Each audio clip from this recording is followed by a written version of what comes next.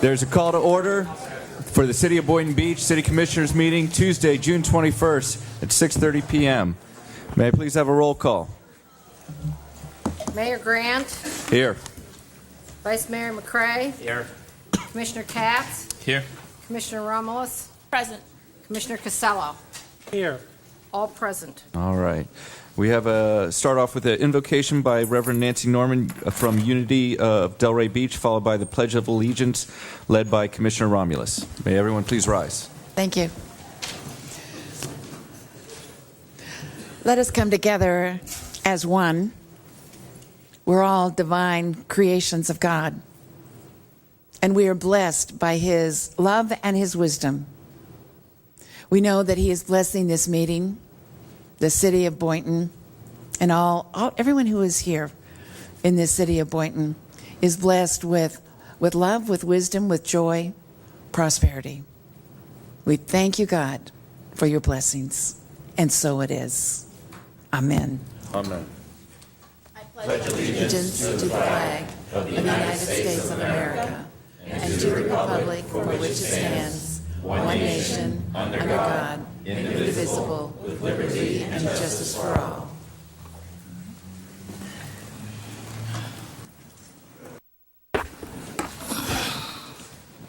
All right. As for the agenda approval, I'd like to pull item B of the consent agenda, or 6B of the consent agenda, and I have some changes on 6H of the minutes. Hold on.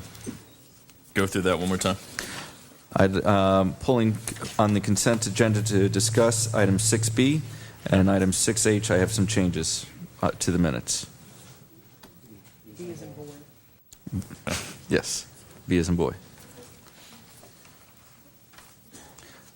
And also I'd like to, for items 9, E, F, and G, it is in bold that we are table it. I'd like to know if we can get a motion to table before so that people can speak about it during public comments. Motion to table that now, so we'll have to come back to that. All right. Do I hear a second to motion items 9, E, F, and G? Seeing none, it is not being tabled. All right. And those are. Yeah. Go ahead, Kristen. Is there any other? Mayor, I have one addition. Yes. Under, let's see, that's 9. Nope, not 9. C. 14C, Yes. to add one additional case for the closed-door session, City of Boynton Beach versus Frank Jonots, Janots. This is where we're the plaintiff? We are the plaintiff. Okay. I'd like to pull consent agenda item C, 6C. Thank you.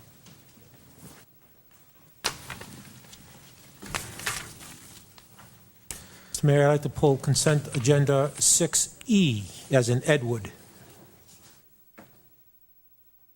All right. Seeing no more additions, deletions, or corrections, may I have a motion to approve the agenda as amended? So moved. Second. All those in favor? Aye. All right. Commissioner Romulus, will you begin with informational items?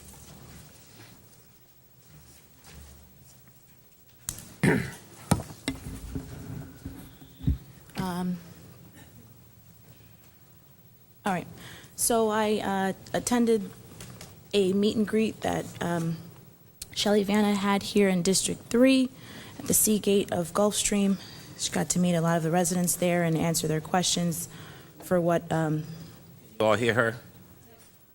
Some said no. You got to scream. Hello. Can you hear me now? Good. Okay.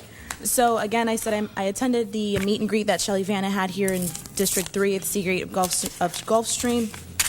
Got to meet with several of the residents and speak about what she's going to be doing in her position, or that she's running for gosh, okay, I'll get back to that. Property appraiser, thank you. Attended the Forest Park neighborhood meeting, met with Bradley Miller and Mike Bertino, I believe. I'm saying that wrong, for the 601 South Federal Highway project, met with Ocean Run representatives, attended the prayer vigil honoring the lives of those lost in the Orlando shooting. I'd also like to request your thoughts and prayers for the family of the 2-year-old that was unfortunately had lost his life with the gator attack that happened. Being a mother and having a 2-year-old myself, I felt that personally for those parents. So I ask you to please keep them in your prayers. I attended the CRA Developer Forum this morning and thought it was very informational. Thank you, Vivian and her staff, for everything that they talked about, and I think we got some good input from the developers as well in terms of how we can really take advantage of what's going on here in Boynton in these next couple of months to years. And that is all I have for now. Commissioner Casello? Thank you, Mr. Mayor. I also attended the prayer vigil for the Orlando victims' tragedy. I hope that as Americans and voters that we go to the voting box this November, that we make some good decisions on who we're electing up there.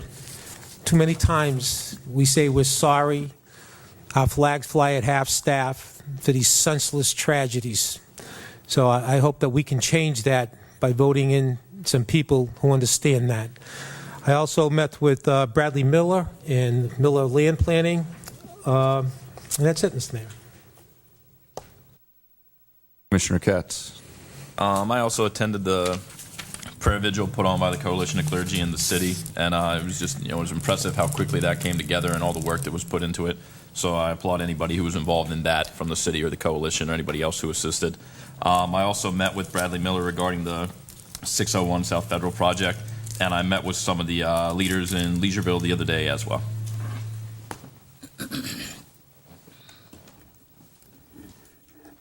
Vice Mayor McRae? Thank you, Mr. Mayor.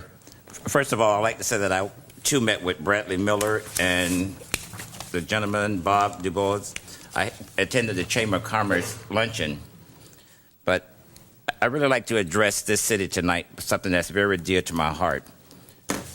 This week in Broward County, we are having the Florida Mortician Association. That's where morticians come from all over the state of Florida, Afro-Americans. On Sunday afternoon, we had a meeting, and it was called Stop the Violence. Whether you call it Stop the Violence, Bury the Violence, Stop the Senseless Killing, we want to let each of you know in this city that the Florida Mortician Association for the state of Florida, we go hand in hand with any organization that's in favor of stopping the violence. We had a program Sunday afternoon where we had a motorcade of hearses, limousines that went through the city of Miami, also through Broward County. We had a program that afternoon where we was addressed by Sabrina Fulton, that is the mother of Trayvon Martin. But what was really touching to all of us was that we had a gentleman, his name was San Antonio Blaze Carter.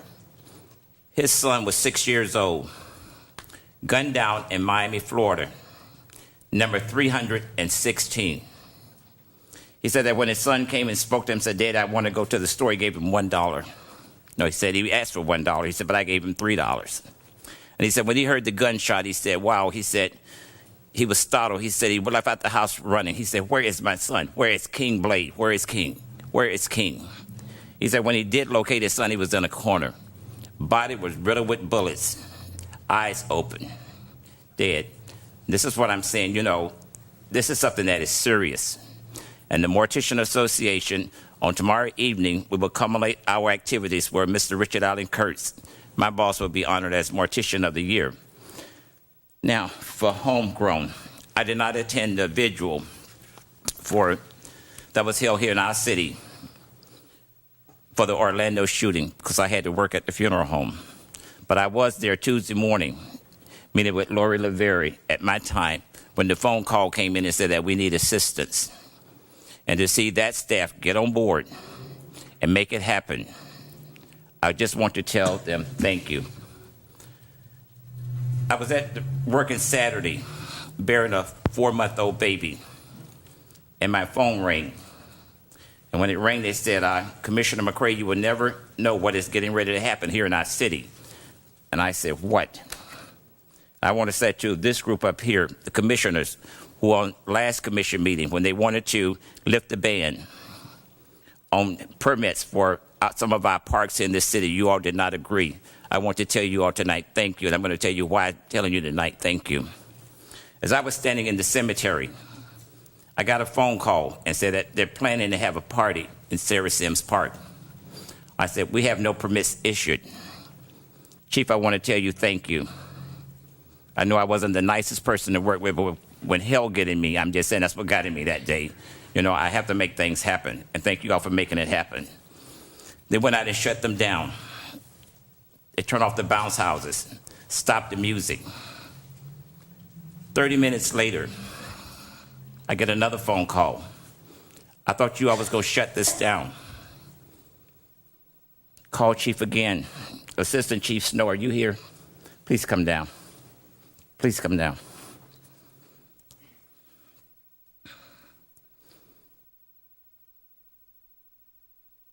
Assistant Chief, I want to tell you thank you.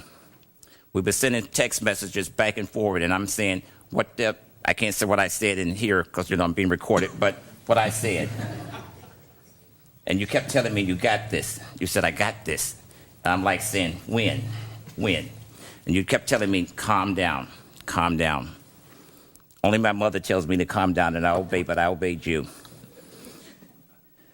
When I got the word saying that they were already in the park, my friend picked me up and said, let's go and see what they're doing. I want to thank you for a job well done. I've seen more blue lights, red lights, than I've seen on a Christmas tree in a long, long time. They could not go at Calusa Park, so they said, we're going to Sarah Sims. They could not go to Lake Ida Park. No, we're going to Sarah Sims. I want to thank you all for sending a message that Sarah Sims, we are not open for business. I want to tell you thank you. I also got a message after that saying that we're going over to Cherry Hill. And the guys at Cherry Hill said, no, you're not coming over here. You already got the heat on you from Sarah Sims. You're not coming over here. So they didn't allow them in. I just want to tell you all, thank you. We are sending the word. We're not going to have this in the city of Boynton. If you can't do it in your city, please don't bring it to our city. Thank you. Thank you, Vice McCray, Mayor McCray. That was very informative, and really appreciate that. As for me, had a busy 2 weeks. June 8, I met with Jorge Pesquero and Heather Andrews from Discover the Palm Beaches, and they were informing me of all the things that the county is doing to help promote business and tourism for Boynton Beach. On the 9th, I met with Healthier Boynton Beach, and we picked a logo, and we'll get some more information about that from Ms. Hayes soon. That evening, I went to Dory Saves Lives, the nonprofit organization that has made it their goal to, stop deaths from motor vehicles. Representative Irv Schlossberg stated that he was able to make not wearing your seatbelt a primary offense, where that means you can get pulled over. Whereas I just learned that if you're texting and driving, that a cop can't pull you over. It's only a secondary offense. So hopefully, like Commissioner Casello said, we can pick the right representatives this upcoming election. On the 10th, it was at the Cobra 35th anniversary gala, which was extremely well attended. I think there was over 400 people at Benvenuto. That evening, I went to Saxon, the new restaurant attached to Sweetwater. Attended the CRA budget workshop on the 11th, and then because it was raining in the afternoon, went to the mall and got a blizzard. On the 13th, I met with FPL Representative Sophia Cliston, and she told me the number, if there's any FPL streetlight that is out, you need to call 1-800-4-OUTAGE or 1-800-4-668-243 to have FPL fix that, remedy that busted bulb. I supported Jeff Clemens at 2 Georges.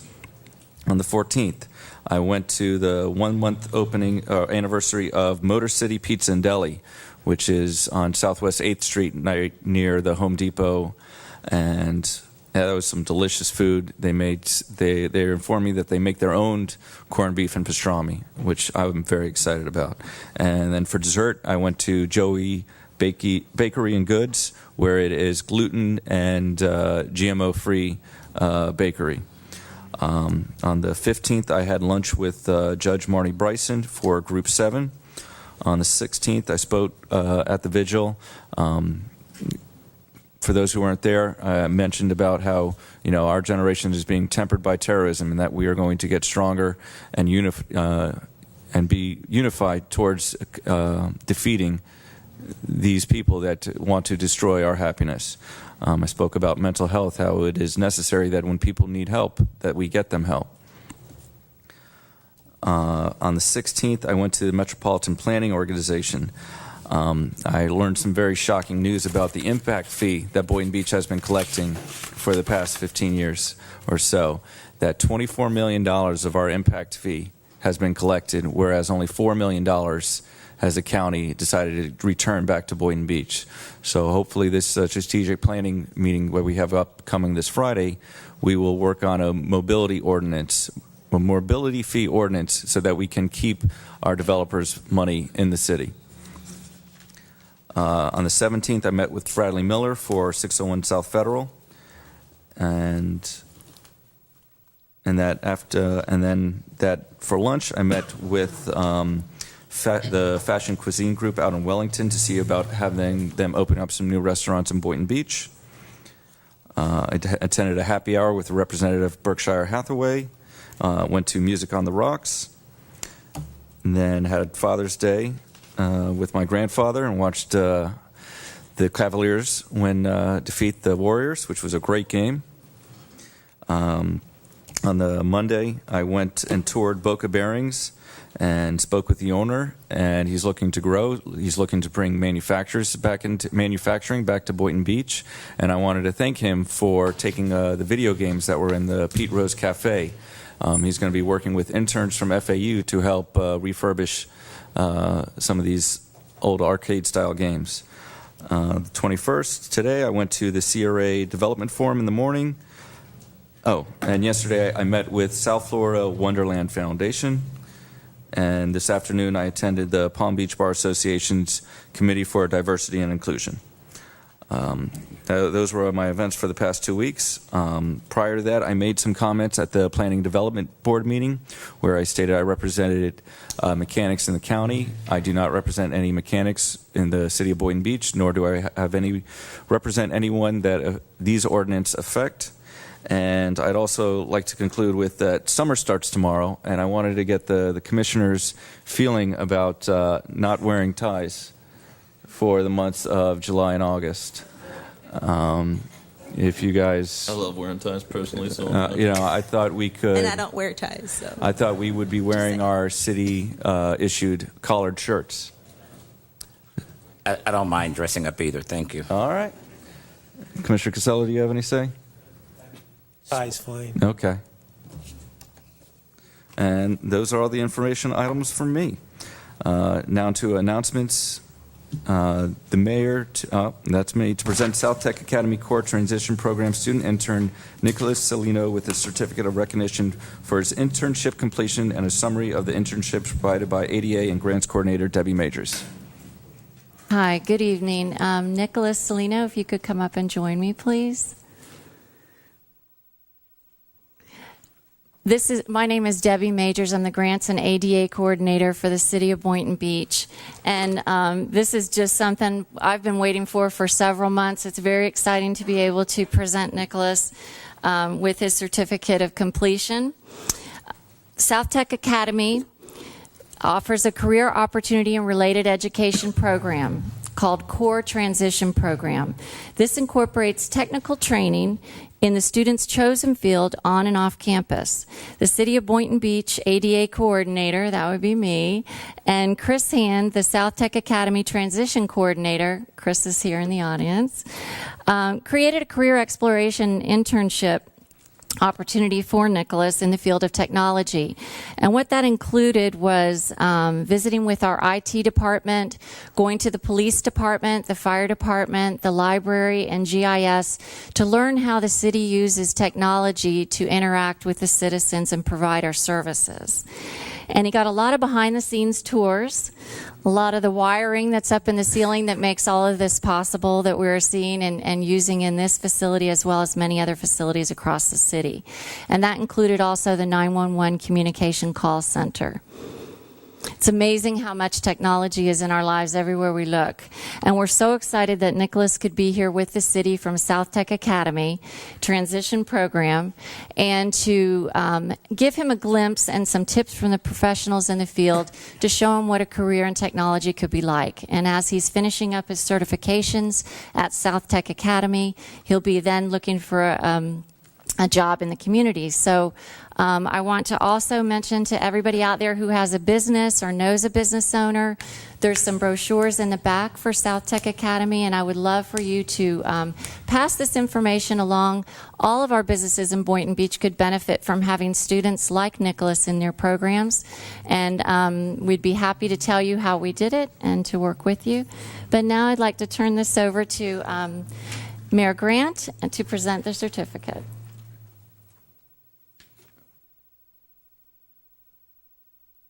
Congratulations on your outstanding effort. Here is a certificate. Thank you very much. You're welcome. And I'll take pictures.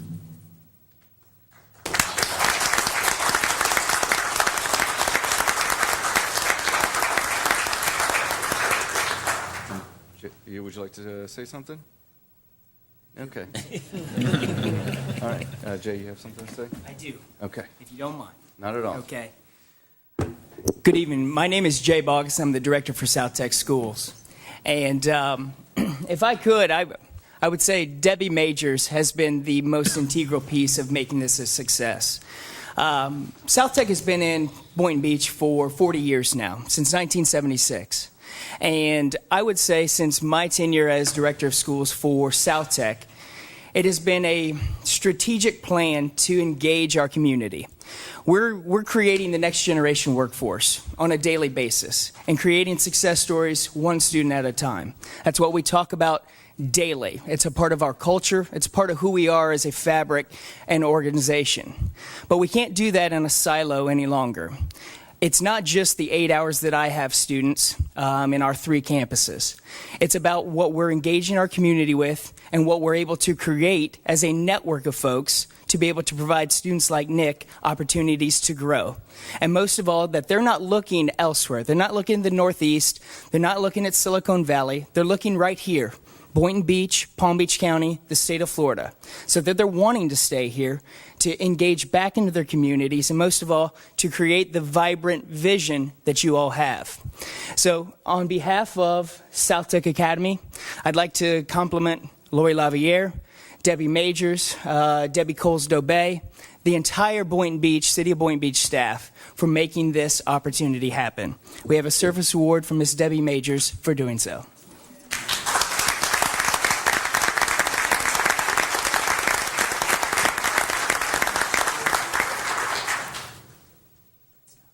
Thank you.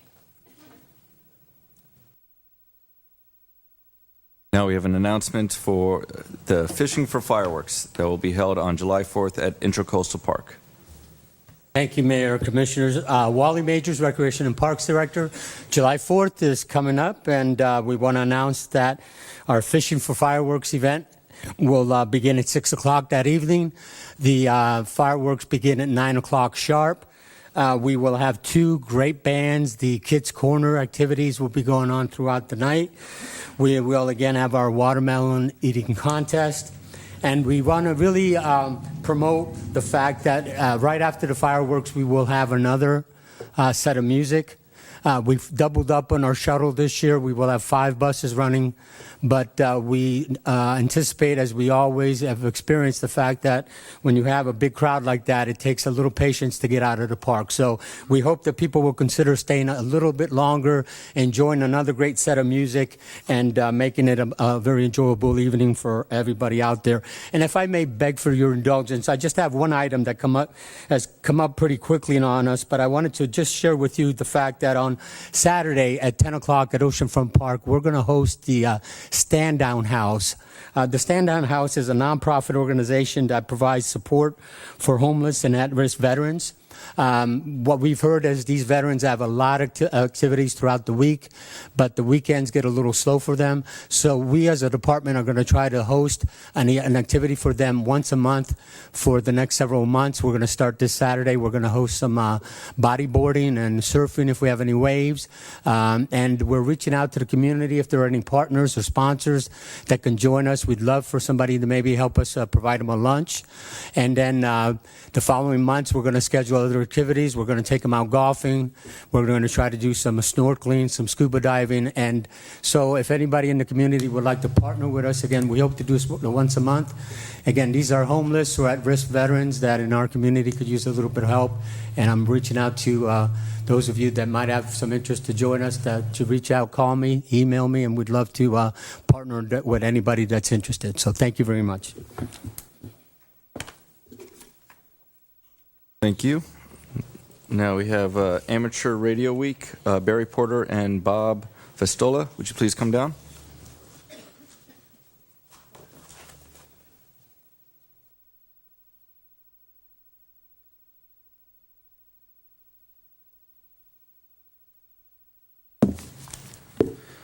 Proclamation. Whereas amateur radio operators are celebrating over a century of the miracle of the human voice broadcast over the airwaves and continue to provide a bridge between peoples, societies, and countries by creating friendships and the sharing of ideas. And whereas amateur radio operators have also provided countless hours of community services, both in emergencies and to other local organizations throughout these decades, wholly uncompensated.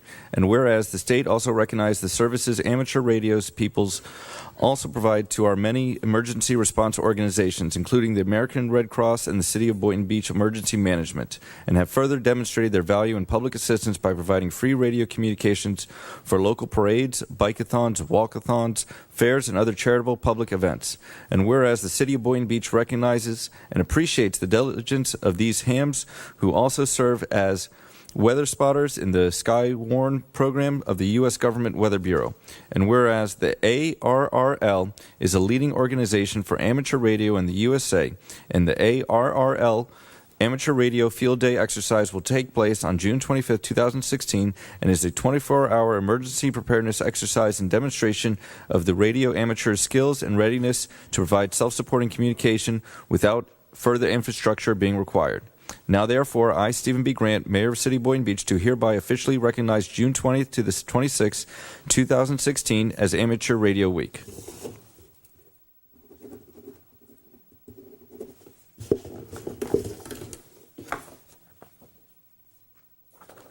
Thank you.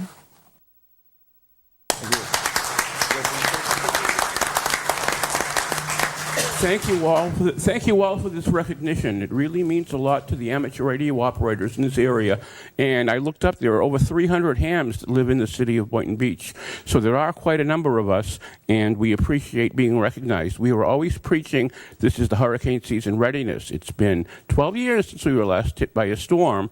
And a lot of people have moved down to South Florida and have never experienced a hurricane. So we've become more and more dependent on cell phones and the internet. And we're preparing, and this is what the field day is all about, to function and provide the governments with communications should all of this infrastructure go down.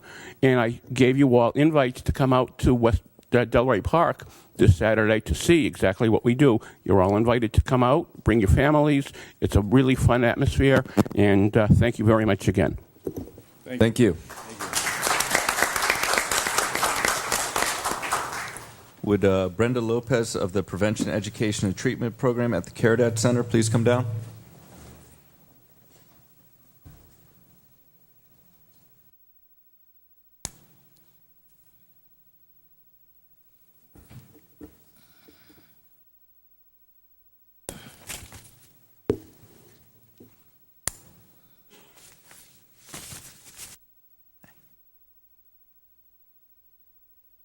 Proclamation. Whereas worldwide 36.9 million are currently living with HIV/AIDS, and 34 million people have already died of AIDS. And each year, more than 2 million new infections occur. And in the United States, over 1 million people are infected with HIV, and every 11 minutes, a new infection occurs, resulting in an estimated 47,500 new annual infections.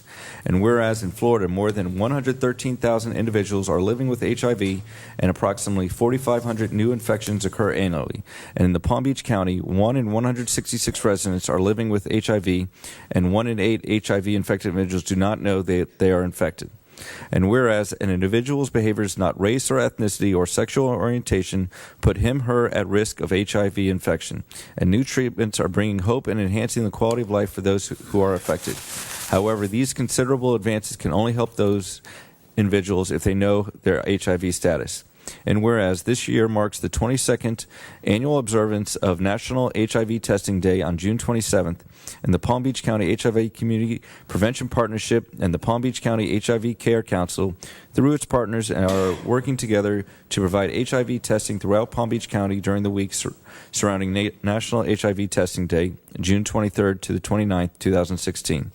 And now, therefore, I, Stephen B. Grant, Mayor of the City of Boynton Beach, do hereby proclaim June 27, 2016 as National HIV Testing Day, and urge all residents of the City of Boynton Beach to take the HIV test, to know your status, and to take part in other activities and observances designed to increase awareness and understanding of HIV/AIDS.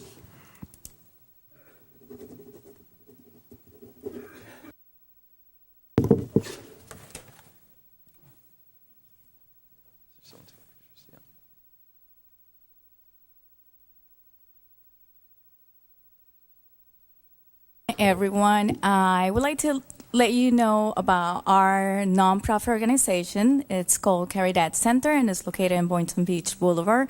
And we are a free clinic, and it's one of the biggest clinic of its kind in the whole state of Florida.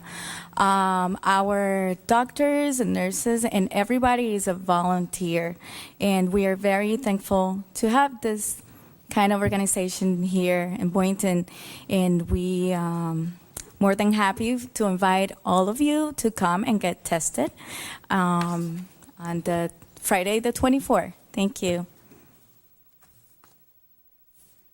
Thank you.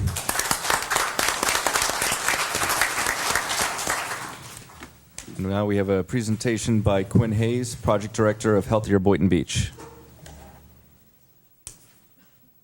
Good evening, everyone. I'd like to first off by thanking Mayor Grant, Vice Mayor McCray. I got your email, so thank you so much.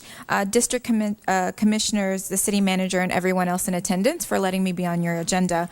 For those of you that don't know, Palm Healthcare Foundation has a Healthier Together initiative, and this initiative is to bridge the gap and try to come up with viable solutions to complex health issues. So for those of you that don't know, Boynton Beach was one of the 6 communities chosen to receive $1 million to work on health initiatives of the community's choosing. So over the next 5 to 7 years, Healthier Boynton Beach will be focusing on family caregiving issues. So these issues could be our isolated seniors, youth caring for parents. There's really no one that's left out of the conversation. So my job as being brought on as the new project director is to engage everyone in this process, so the $1 million are decided on from you on how to be spent. So you will see several events that are going to be coming up in the community. We ask that you go on our website, which is healthiertogetherpbc.org. Join our group. We actually have our own page, so you can get announcements and information. This initiative, we've been having conversations about Healthier Together for about a year or so. So some of you may have heard about the initiative and just didn't know what it was. We've done some events at the Intercoastal. We've done some at St. John's Baptist Church. We've had some at the high school. So all of these conversations that we've had with the community was to gather consensus around what the community needed the most, and the vote was for family caregiving. So you could have chose from behavioral health, you could have chose for diabetes management and prevention, but the way I see it, we got the cream of the crop. We got the most holistic event or topic, shall I say, of it all, because the family caregiving issues could still be related to behavioral health. The family caregiving issues could still be related to chronic disease management, diabetes, and or prevention. So we ask that you engage in this process. Please reach out to me. I've actually left a flyer with my information on the corner. We just, as Mayor, oh my goodness, Grant just said, we just voted on our logo, so you'll be seeing that pretty soon. We haven't released it just yet. But anyway, the flyers are on the back. We actually have an event coming up on June 30th, which is next week. It's a family dinner and community conversation. So if anybody, which I know a lot of us like free meals, please come join us. It's going to be at Carolyn Sims. So thank you to Parks and Recreation for sponsoring that. Thank you so much, Wally and Amy. I just wanted to give thanks to that. And so the information is in the back. And also, Thursday of this week, please join us, anyone that can attend. We're going to have a meet and greet, meet myself and some of our fellow steering committee members at Secret Garden Cafe. Where they're going to hold a little cocktail social. So please come join us if you can. Again, there's flyers in the back, so please reach out to me. I'd love to come to your communities to do focus groups or to have community conversations so I can gain the consensus of what your issues are to make sure that we're addressing them. Thank you.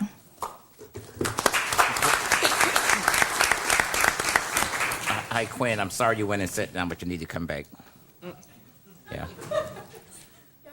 I just want to say, I think I bumped into you at the senior center. Yes, you did. I was having lunch with the seniors that day. So was I. Thank you. We didn't break bread together, but next time. Next time. That's All good. right. Thank you. That's good. That's it. Okay. Thank you.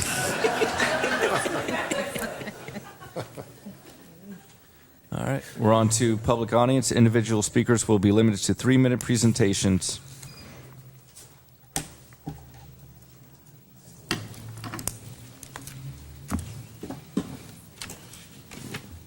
Good evening, Mayor and Commissioners. Susan Oyer, 140 Southeast 27th Way, Boynton Beach, Florida.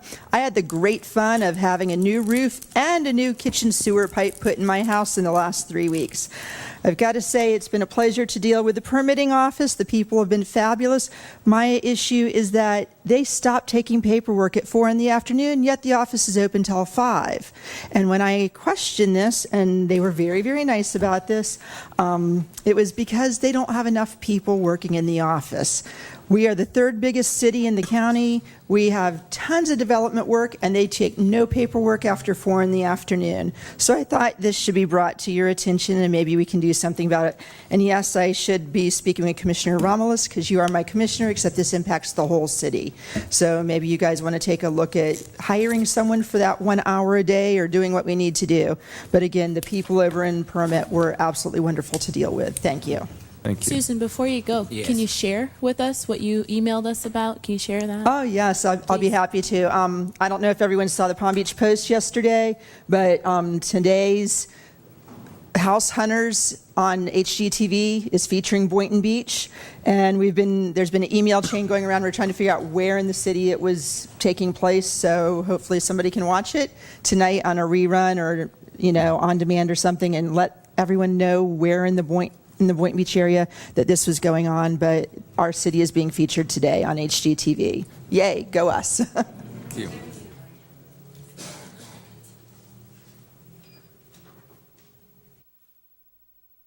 Commissioners, Mayor, my name is Sonny Garcia. I reside at 1631 Northwest 3rd Lane, Boynton Beach, Florida.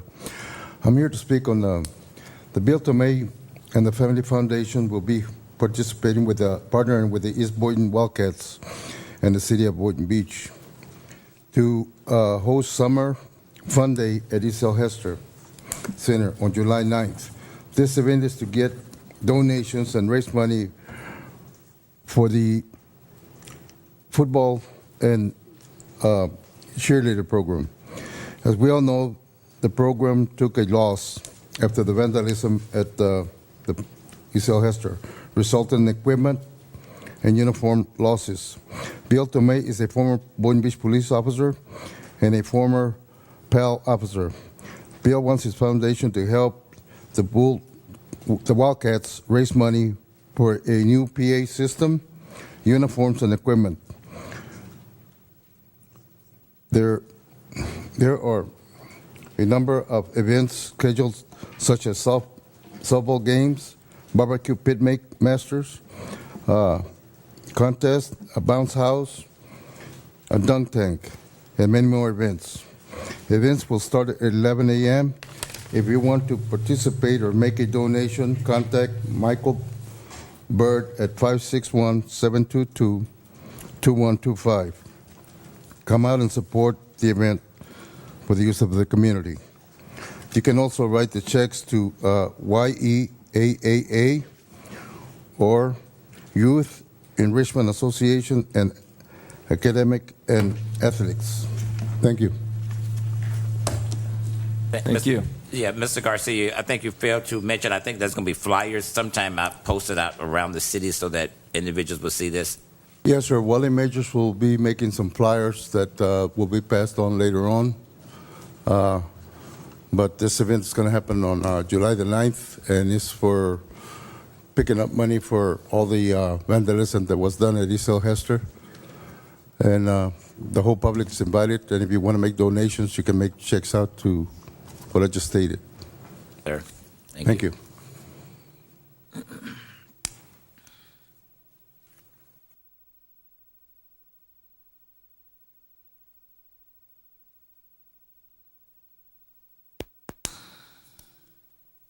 Buck Buchanan, 807 Ocean Inlet Drive. And as soon as I get my glasses on, I'd like to read a letter into the record. City and CRA staff are to be commended for their work on consolidating, revising, and coordinating land use and zoning to produce documents that allow developers and citizens to easily understand exactly what can be built where citywide. They're also to be commended for their efforts in gathering input from the public and the development community. Their work product is excellent, and most of it could be adopted without question. However, the creation and location of mixed-use node zoning with its 100-foot height limit deserves separate public input and separate attention from you, rather than its being embedded as an element in the overall project. As you are well aware, the residents of the city have long been very concerned with height limits and their potential effects on congestion, appearance, and quality of life issues. About 15 years ago, shortly after the citizens voted for a second time to maintain a 4-story height limit, the City Commission invoked home rule and increased it to 150 feet in mixed-use high zoning. While at first glance, the 100-foot mixed-use node zoning fills a gap, it does not necessarily do so, at least not in the CRA, with its narrow streets, older and historic homes and buildings, and underpinnings for revival with a small-town feel. Compounding the sins of the current mixed-use high by adding 100-foot buildings elsewhere in the CRA only exacerbates the situation. As part of the new land use zoning, consideration should also be given to establishing firm height limits. Developers don't like uncertainty, neither do residents. Firm height limits eliminate uncertainty. If a particular parcel is zoned for 45 feet, that should be the limit. No additional 10 feet to accommodate elevators, air conditioning, etc. The developer would have his architect incorporate that into his design, resulting in the triumph of comprehensible math in which 45 equals 45, not 55. This would also eliminate the waste of staff, legal, and commission time negotiating and approving such changes. Finally, when the independent CRA board was created and the first CRA director hired, the architectural style adopted for the CRA was, quote, Floridian coastal fishing village to fit its history and create a unique atmosphere to attract visitors and please the residents. This emphasis disappeared with the abolishment of the independent CRA board. Now would be an appropriate time to seek public input about defining architectural styles for various sections of the cities. All sections, actually. Thank you.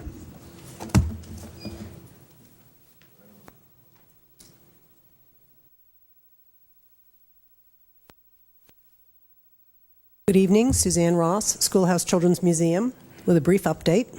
Summertime, as always, is fun time at the schoolhouse, and we have started out strong. Month to date, over 2,300 visitors have joined the museum and its programs. Classes in general have been full or almost full, and during last week's Fabulous Fun Friday, which was themed Presents for Papa, both sessions were sold out, but we did manage to squeeze a couple of extra participants in. It's really difficult for us to see little ones disappointed and a few tears rolling down their cheeks. As always, we have lots of exciting activities planned for the summer. Through August 19th, Alternate Fridays feature Splash Zone or Fabulous Fun Friday. This Friday's Splash Zone's theme is Water Olympics. Each Friday program has a unique theme, such as Ice Cream Sunday Friday, Bubbles Everywhere, Water Paint, and more. An updated exhibit has reopened this morning. Doc Weems' office now features a life-size operation game. If you ever played it as a child, we now have a life-size one at the museum. The week of July 11th is French Week at the museum. Sponsored by Nat Bank, French words and phrases will be introduced to the children, and French-inspired activities will be weaved throughout the programming, including programs and stories such as Madeline and Everyone Bonjours for the story time.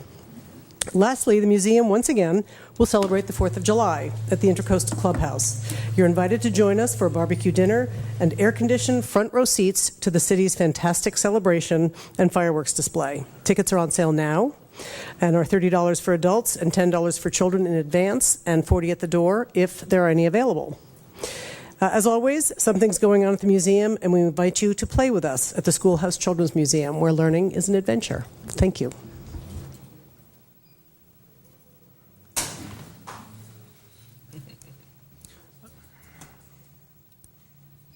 Mark here, George 248 Main Boulevard.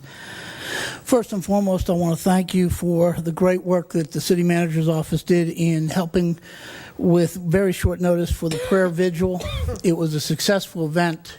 It is great when the city is unified with a purpose and a good purpose. And I commend those that were present, and it was great turnout. And we've always had an approach in the city to bury the violence.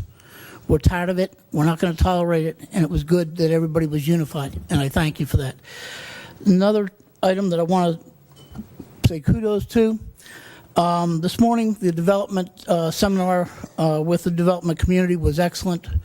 It really was good. And the input was greatly appreciated from the development community. And also I want to commend CRA staff and city staff for a great presentation. Last but not least, you have 2 RFPs out on the street right now for Ocean Breeze East and for MLK South. And unfortunately, HUD changes regulations from time to time. And in the past, we've had failure on those RFPs in the past. Unfortunately, now HUD is making it even harder this year. And I think that we need to have staff contact Dave Brandt with Palm Beach County, who works with Florida Housing Finance Corporation, to see how Boynton can position itself to be on the winning side for a change instead of the losing side. The HUD regulations, I skimmed them. It is very detailed and a lot of changes from what's been done in the past. But Dave can usually clarify those things since he works for the county in the same capacity with Florida Housing Finance Corporation. So I would ask you to do that, because we need to have something happen on those two. We're tired of losing out, and it's been very difficult. You're also going to have an RFP hopefully next month going out for the Cottage District, and it's about time. The CRA has been working on that for over 10 years. Land assembly is not an easy thing to do, and I hope that that is a success, because it will really improve the quality of life in our city as an end result. Also on that one, we may want to look at doing a land trust like we did with the 21 homes. It may be the best option for that project. Thank you.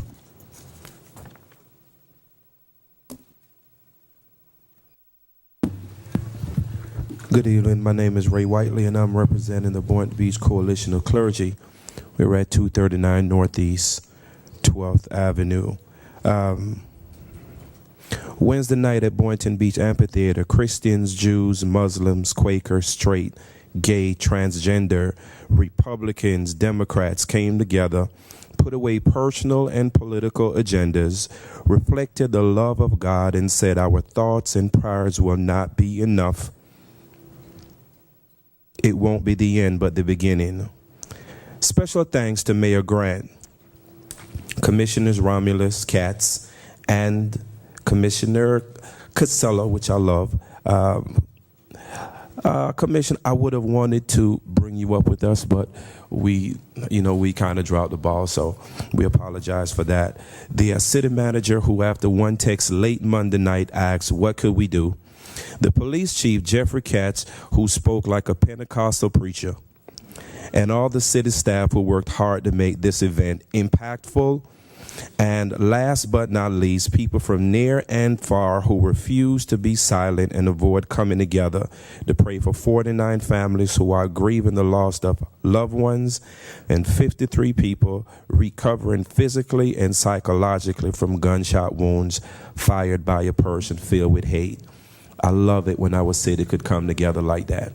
I'm proud to always show off Boynton Beach, and this was a defining moment in a very, very terrible situation. Thank you.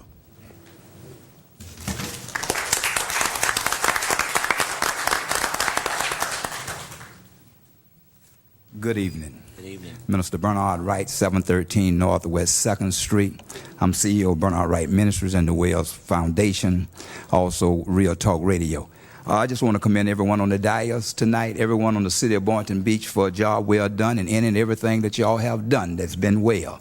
And let me just say this tonight. I just want to get some clarity on the Sarah Sims Park. It is not no one's park up here, no one's park out there specifically. It is the community park. And it does serve the 2nd District. It does serve the heart of Boynton, and I live about within 100 yards from it. I share with your concerns and sentiments about the violence. There have not been much violence at the park, but there have been violence in Boynton. I don't know why we relate that to the park. However, it's a community park, and if any citizen want to get up and go out there, enjoy themselves with their family, I think they should be able to go out there.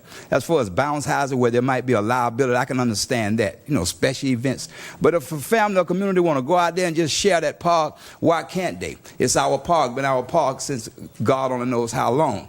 I just want to know, when are y'all going to do anything about renovating the park? You do have the tens of thousands of dollars allocated for it.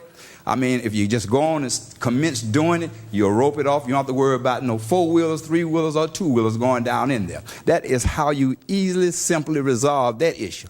Now, as far as people going out there bringing a boom box, why can't they bring music and go out there and cook food? It is a community park. I just want to get some clarity on when y'all going to begin to get this park together so we as a community, I am a resident there, a homeowner, and can, use that park without any fears of police coming down to intimidate or anything of that nature. I don't know why you were called. I know it's bounce houses out there. They shouldn't have been. No doubt about that. And like I say, I share in your sentiments. But this is a community park, and we should feel like when we want to go out there, we can go out there. To God be the glory. Would you like to share anything about that, any of you all on the dais? Because every other park and every other community, you're being able to use it. What's the big deal about Sarah Sims? I don't know about no murders out there. Do you? Let me address just part of this. We don't usually address things from the dais, but Minister Rudd, I do hear you. But when the police department was called out there was almost like about 300 vehicles that was out there. And I'm just saying, and when they went to go across Cherry Hill, there was some gentlemen that picked up the phone and they did call and said, thank you all for doing what you did. Perhaps you all saved a life. As far as that, when we have our strategic plan, we will address when we will do something at Sarah Sims Park. Okay. Thank you. And thank you.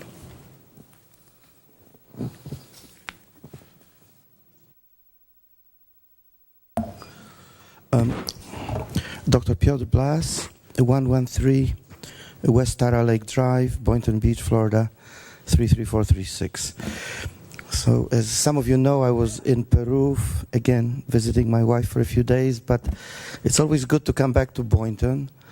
I think our city we can be proud of this city, and it's one of the best in the world. There are possibilities to have sister cities in Peru and Poland, and we can explore that together. Obviously, no matter where I go, I promote the University of Boynton and Ulam University, and we find new students. The activity in Peru had to do with seismology and earthquakes and kind of academic issues like that. I always support Mr. Wells, who just spoke before me. I think he represents the Bahamian, the history of our city, which is connected with the Bahamas, and the early history of Boynton, which I'm just beginning to understand better. And what I heard from him is a concern that people should be use safely the local park. The suggestion I would have, and if Chief Katz was here, and I'm sure whoever is representing him, is if we can have, strong police presence, we should be able to have a picnic and fun any part of the city. But of course, it has to be secure with proper resources. You may be interested to know that I am running for federal office in November. It could be Congress, Senator, President, but I petitioned and I will be represented. That has something to do with the feelings we expressed about guns and greater safety. I didn't have time to completely reflect on it, but while respecting our Constitution, I think there ought to be high-tech solutions to eliminate the terrible violence you've seen in Orlando. And also, I'm grieving over the member of the British Parliament, Jodie Cox, who was gunned down in England. I definitely would like to convey to you that between strong action from the federal government and strong action from scientists, these tragedies need to go away. And of course, we need to defeat terrorism. That we all know that. I'm back, and I'll be going to Poland in July. So if you have any messages for me, give them to me. Thank you. Mr. Blass, excuse me, before you go to Poland, I'd like to urge you to get with Chief Katz along with Assistant Chief Snow so they can give you a report on what really happened at Sarah Sims Park so that you don't think that we're just the bad villains that are sitting up here. I will do so. I will get the information from them, for sure. Thank you. Seeing no more public comments, on to administrative. I forgot to make one announcement regarding the water quality report is up in the back. So if anyone wants to know how great the Boynton Beach water is, we have those reports available.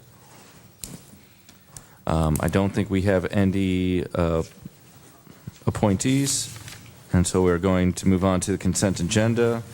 The first item pulled is proposed resolution number R16075, support of lowering energy costs for solar power and support for Amendment 4 on the August 30th, 2016 primary ballot. We have some people here that would like to speak on this agenda item.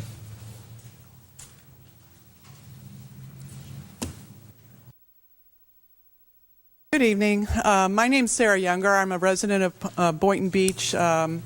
Also here today in support of Amendment 4. I don't know how many of us are aware that there is an election for an amendment on the August 30th ballot. This is an important opportunity for us to support solar energy in our state, as it will remove tangible property taxes which are presently assessed on commercial property like solar panels for our state. So today I'm here to thank you, Mayor and Commissioners, for offering your support in this consent agenda item as a resolution to support Amendment 4, as it will help us as residents in Florida to become more energy independent, offering us more options in our energy choices. And I would also recommend, if anyone wishes to learn more about the amendment, we are offering a public educational workshop in Palm Beach County at the Summit Library this Thursday, 5:30 p.m. at the Summit Library. And I appreciate your time and attention to this matter. Thank you so much. I have today with us Eddie, who is also representing the effort on Amendment 4 with yesonfor.org. So I'll let him speak for a moment. Hi, thank you guys very much. Really appreciate it. I was actually at the door handing out some pamphlets about a little bit more information on the Yes on 4 initiative. If I miss you, I'm sorry. I'll leave some more pamphlets in the back. If you guys also would like to get involved, yesonfor.org, or come to the informational meeting on this coming Thursday at 5:30. That would be much appreciated, and I really appreciate your time. Thank you. I'd like to make one comment. This is also being supported by the League of Women Voters. Yes. Thank you. You didn't say that. Thank you. Yes. Can I get a I'd like motion? to offer a motion to approve Resolution R16-075. Do I hear a second? All those in favor? Aye. Resolution passes.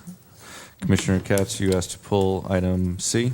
Yeah, the resolution it states supporting the Atlanta Braves returning to Palm Beach County for their spring training at John Prince Park. I pulled it mainly for the reason that we've simply never had a single word of information delivered to this commission, and before I would vote in favor or against supporting something, I'd like to get some formal information. I haven't seen a single person from the county come speak to us on this, from the city of Lake Worth, from the Atlanta Braves organization. My pulling this is to potentially motion. I'm going to motion to table this indefinitely until we get some more information. We haven't, like I said, received a single bit of information. Like we constantly talk about development projects in the area, and we talk about whether there will be community benefit agreements. That means are people from our community going to be hired for the construction? We're unaware of that. I'm not in any way knowledgeable about the tax implications. Everybody knows that public funds typically go to subsidized stadiums. So to get back to my original point, an item like this to be on the consent agenda when no one has come before us to ever say a single word on the issue, I think it begs the question that we need somebody to come and tell us more information about it before at least I'm prepared to vote on it. So I don't know if anyone else wants to speak on it, but I'm prepared to ultimately table this. Commissioners, do you have anything to say? Because we have some people that would like to speak. I have one comment, and I cannot say that I did not receive any information. The city manager gave me the Braves play taxpayers better than they play baseball. I did receive some. And, I received some. Yesterday, some information was placed in all of our mailboxes opposing the development. So to that point, before we go and vote in support of the development, if the only information we receive is negative information about it, I think we should have more information. Just letting the audience know Well, that. I did speak with the Commissioner Scott Maxwell from Lake Worth and their executive director, and basically all of our neighboring cities support it. We would be the only one that doesn't. It is viable to produce jobs, and the article that was issued was for their farm teams, not necessarily the spring training facility for the actual Atlanta Braves.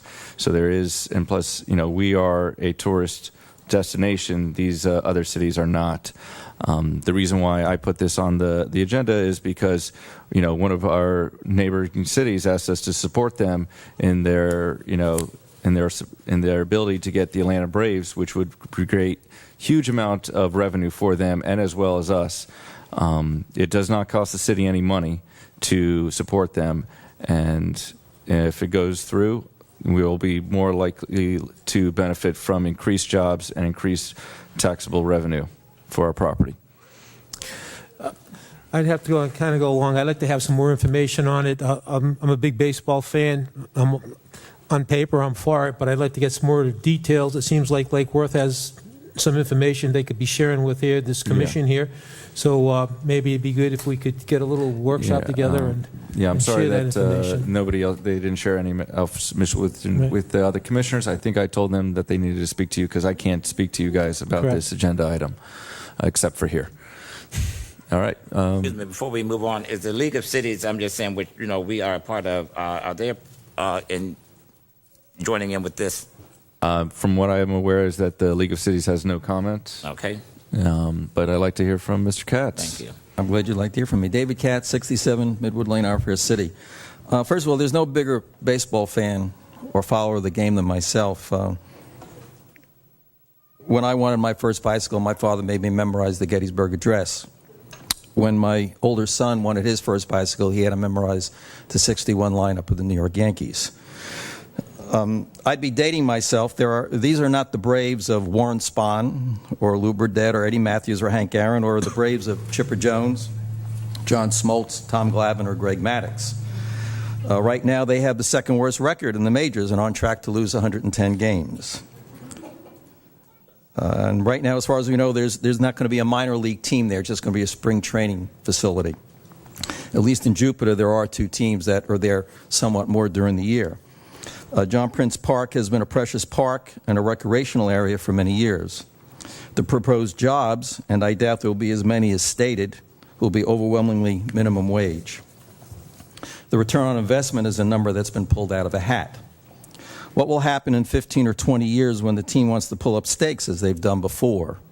If you're familiar with it in West Palm, where the Jehovah Witnesses have their facility, that was where the Atlanta Braves trained many, many years ago. I saw many, many games there. Lake Worth and Palm Beach County will be stuck with the complex, and the park will be gone, and the park land will be gone. If, as a majority, this Honorable Commission votes in favor of this resolution, which I guess you're not going to do tonight, the suits representing the billionaire owner and their million-dollar employees will say that the City of Boynton Beach endorses the misuse of parkland when, in fact, that may not be the case. It will have been at most without fully vetting the residents of our city, just the members of this Honorable Commission. Thank you.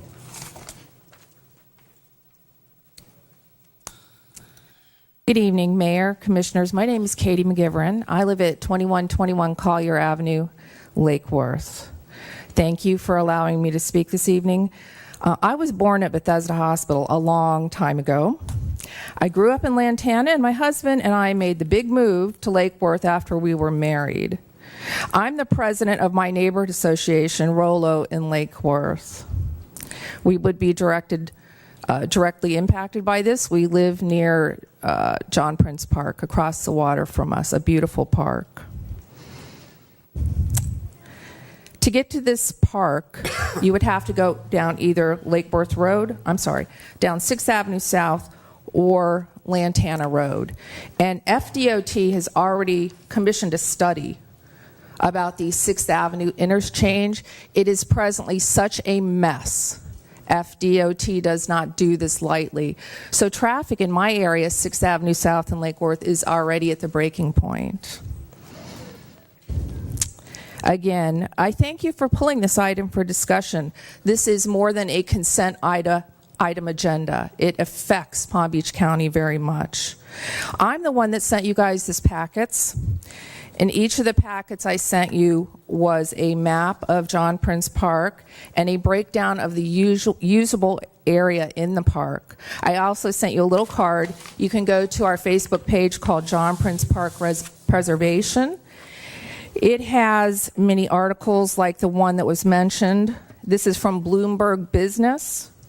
The Braves play taxpayers better than they play baseball. Read this. This is how the game is played. This is how the game is played. I urge you to read this. There's many more if you go on our Facebook page that you can read. John Prince Park is a public park and should never even been considered for something like this. Once our park is gone, it's gone. You can't just say, well, we'll put another park over there, because there is no more over there left in Palm Beach County. But let's cut to the chase. Money. Money is always the bottom line, isn't it? Your mission statement here in Boynton is as follows: to create a sustainable community by providing exceptional municipal services in a financially responsible manner. In a financially responsible manner. Very important.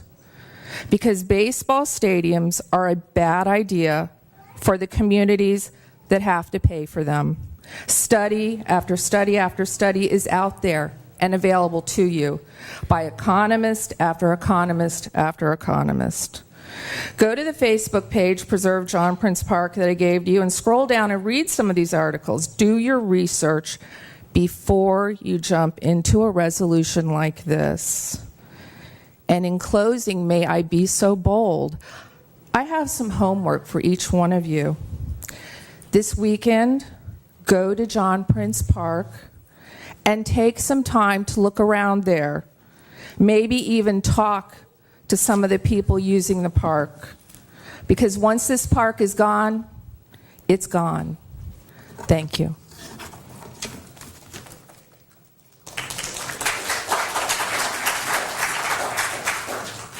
Commissioner Casella? Mr. Mayor, I'd like to entertain a motion that we table this until the information's forwarded, some more information is forwarded to this commission. Second that. All in favor? Can we get date uncertainty? You want to table it to the next City Commissioners No, meeting? let's do a date uncertainty and tell it how long it take.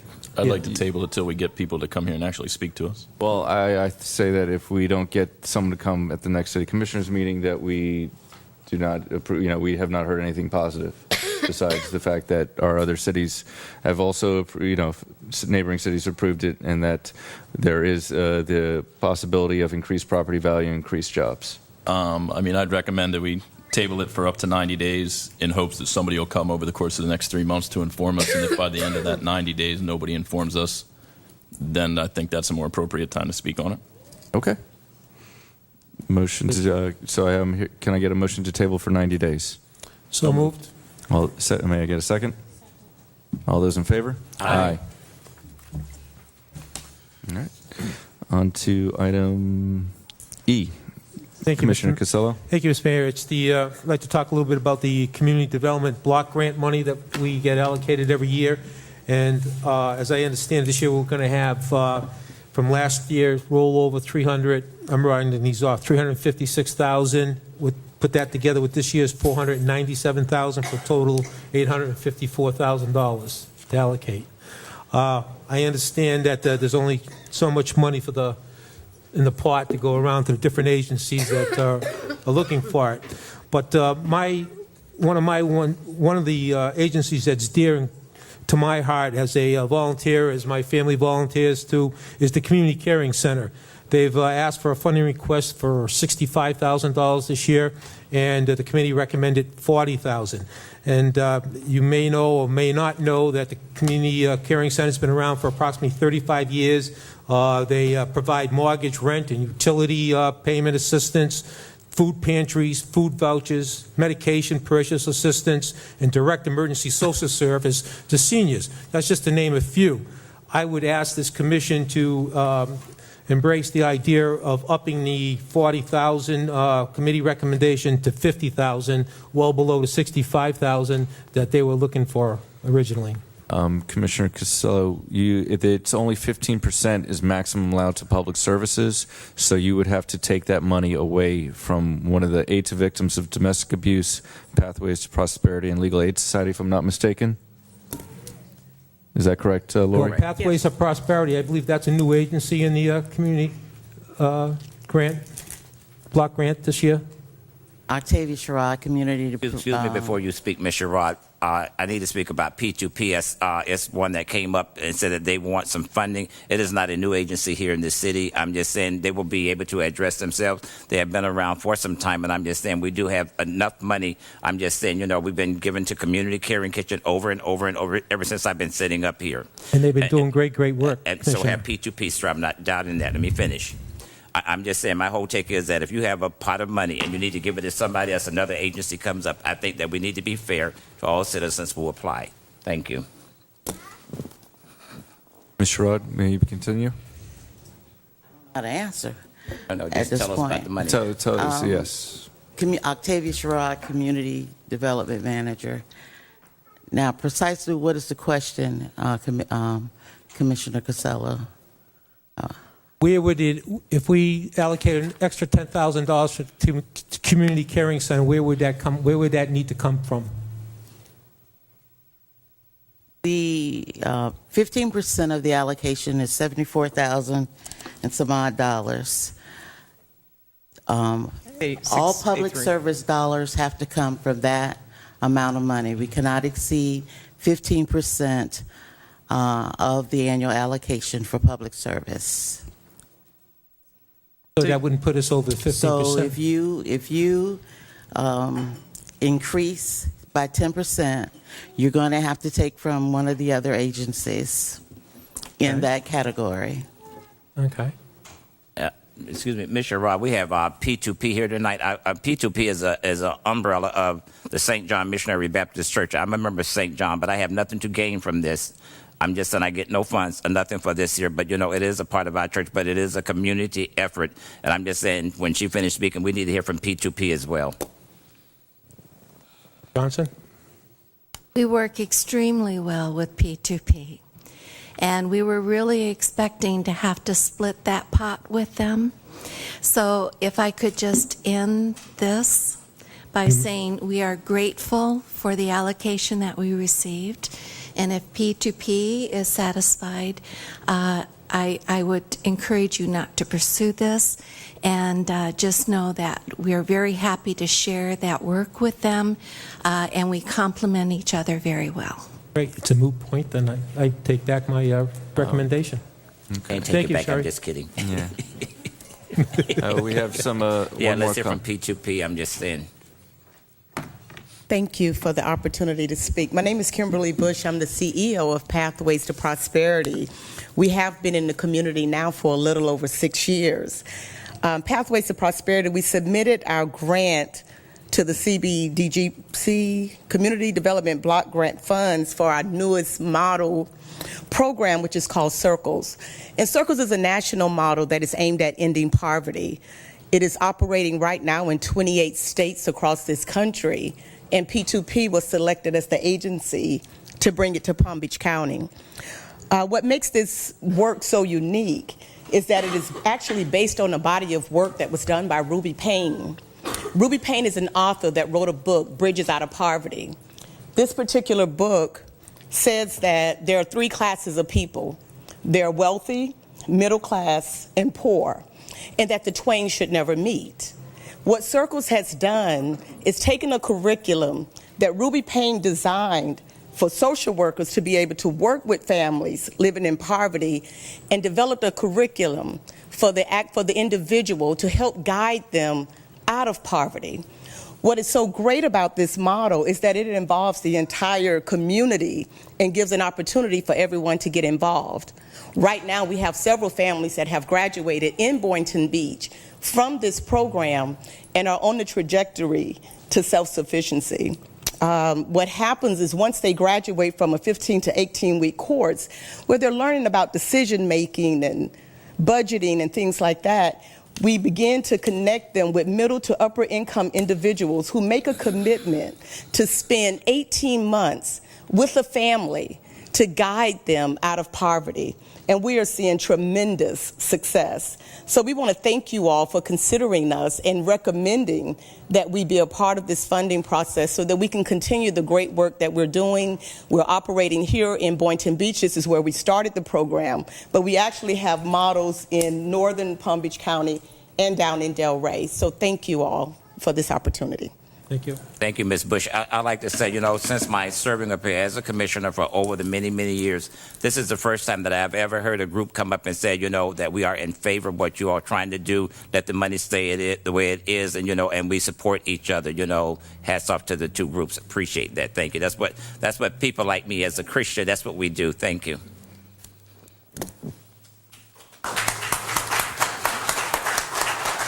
Yep.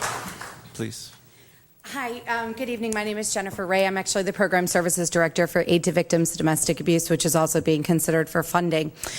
We just want to say thank you for considering our application in this funding request. We have been funded by the City of Boynton Beach for many years for the work that we're doing to prevent domestic and dating violence. There's a lot of conversations around stopping the violence or burying the violence, and a big part of that is making sure that there's peace in our homes.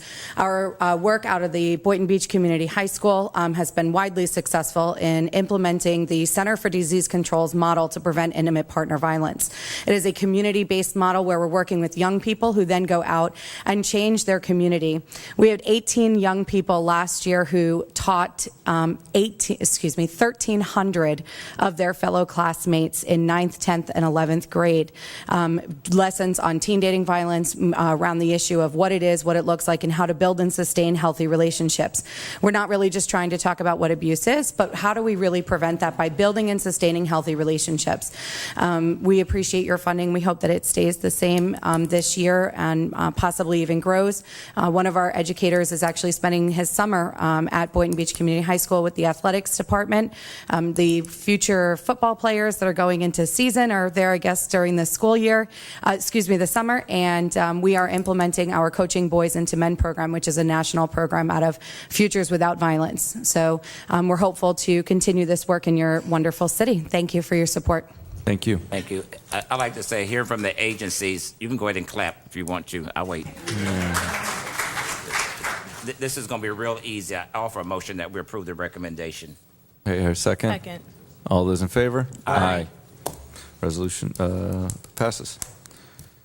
On to item H. It was just a quick spelling for instead of it's Loma, Finland, it's pronounced Roma, R-A-U-M-A, and that the Children's Oasis International was for Man and Women of the Year, and their names were Derek McRae and Sheila Ross. And those are the only changes I had to the minutes. I had some changes as well. Okay. It should read where it says that Vice Mayor McRae made the motion. I was one who made the motion, and Vice Mayor McRae seconded. I don't exactly remember where that is, but this was when we were discussing the issue.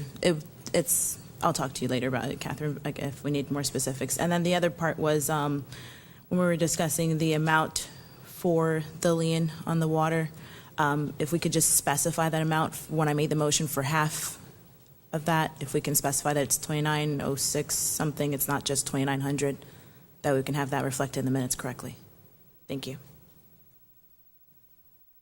Motion to approve the minutes with the changes. Do I hear a second? Second. All those in favor? Aye. Aye. Motion passes. And now can I get a motion on the remaining items on the consent agenda? So move. Second. All those in favor? Aye. Consent agenda passes. We're on to bids and purchases over $100,000. Proposed resolution number 16078, authorize the city manager to sign a contract with Florida Design Drilling Corp. of West Palm Beach, Florida for the Master Lift Station number 309 improvements project in the amount of $1,832,000 plus a 10% contingency of $183,200 if needed. Is there any discussion or Discussion. I'd like to hear from staff on this here. When we're spending this type of money, I'm just saying the public do need to understand and know why we're spending this much money.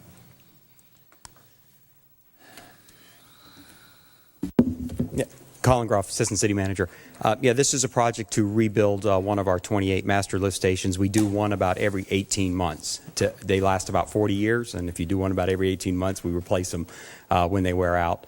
So that's what this project is, replacing the pump station, not the building, but all of the guts, and then installing a force main to phase out another pump station for the future. But Mr. Graff, in regards to doing this, I'm just saying the pump station itself on the outside, it will be repainted. Yes, That's these what you need to projects. say. Yes, we have new need colors color. for Yeah. we have new colors for pump stations, and every pump station we go and rebuild, we will repaint to the new colors. I have no problem with this. I'm just saying, like to offer a motion that we approve proposed resolution R16-078 with your comments. Thank you. I just want a quick question, Colin. Yes. These lift stations, we voted on lift stations before. Is that 1.8 million? Is this for some reason higher, or is that about the norm? This is a master lift station, so it's one of the. It takes the flow from a very large area, and it takes the flow from probably 40 to 50 other pump stations pumped to this, and then this pumps into the master system that pumps to the plant. So it's a station that's about 5 times bigger than our standard station. okay. So that's why it's 5 times more expensive. All right, thought so. Thank you. And you forgot to say that the connection will be done underground. You know, I guess more of that pulling of that like thing that y'all got done. Yes, this is another directional drill underground, right under the baseball field. See, I have to coach you all the way through this. Yes, you do. all right? Do I hear a second? Second. All those in favor? Aye. Aye. Resolution passes. Approve the award for the annual supply of medical supplies and medications, bid number 44 to Boundtree Medical LLC, Henry Sheen Inc., and Midwest Medical Supply Co. The projected expenditure of $140,000 items will be ordered as needed. Is there a discussion? Discussion. I'd like to hear from staff, please.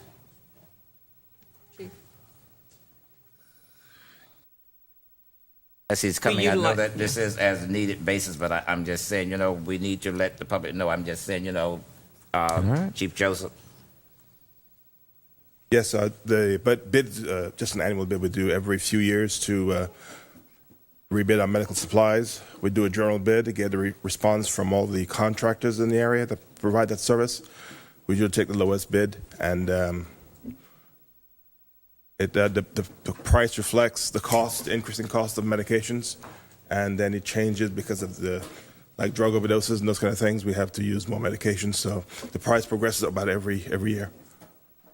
And we use 3 vendors, sir, to be able to rotate through. Some of them, one medical company may not carry a certain medicine that they need, so we do maintain a contract with 3 different vendors that, to ensure the supplies as we need them. Vice Mayor, Tim Howard, Assistant City Manager.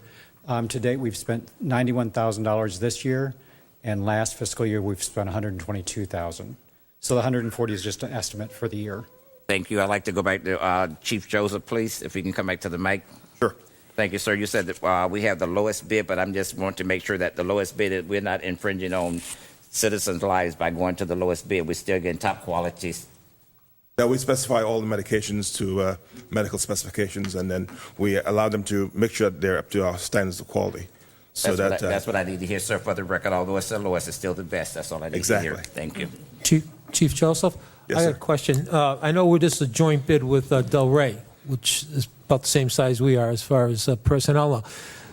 Would we get, or could we get in with, like, on a county level when we bid these medical supplies, which they do a much bigger volume than between Del Rey and Boynton Beach? Would that be something that's feasible, or is that not?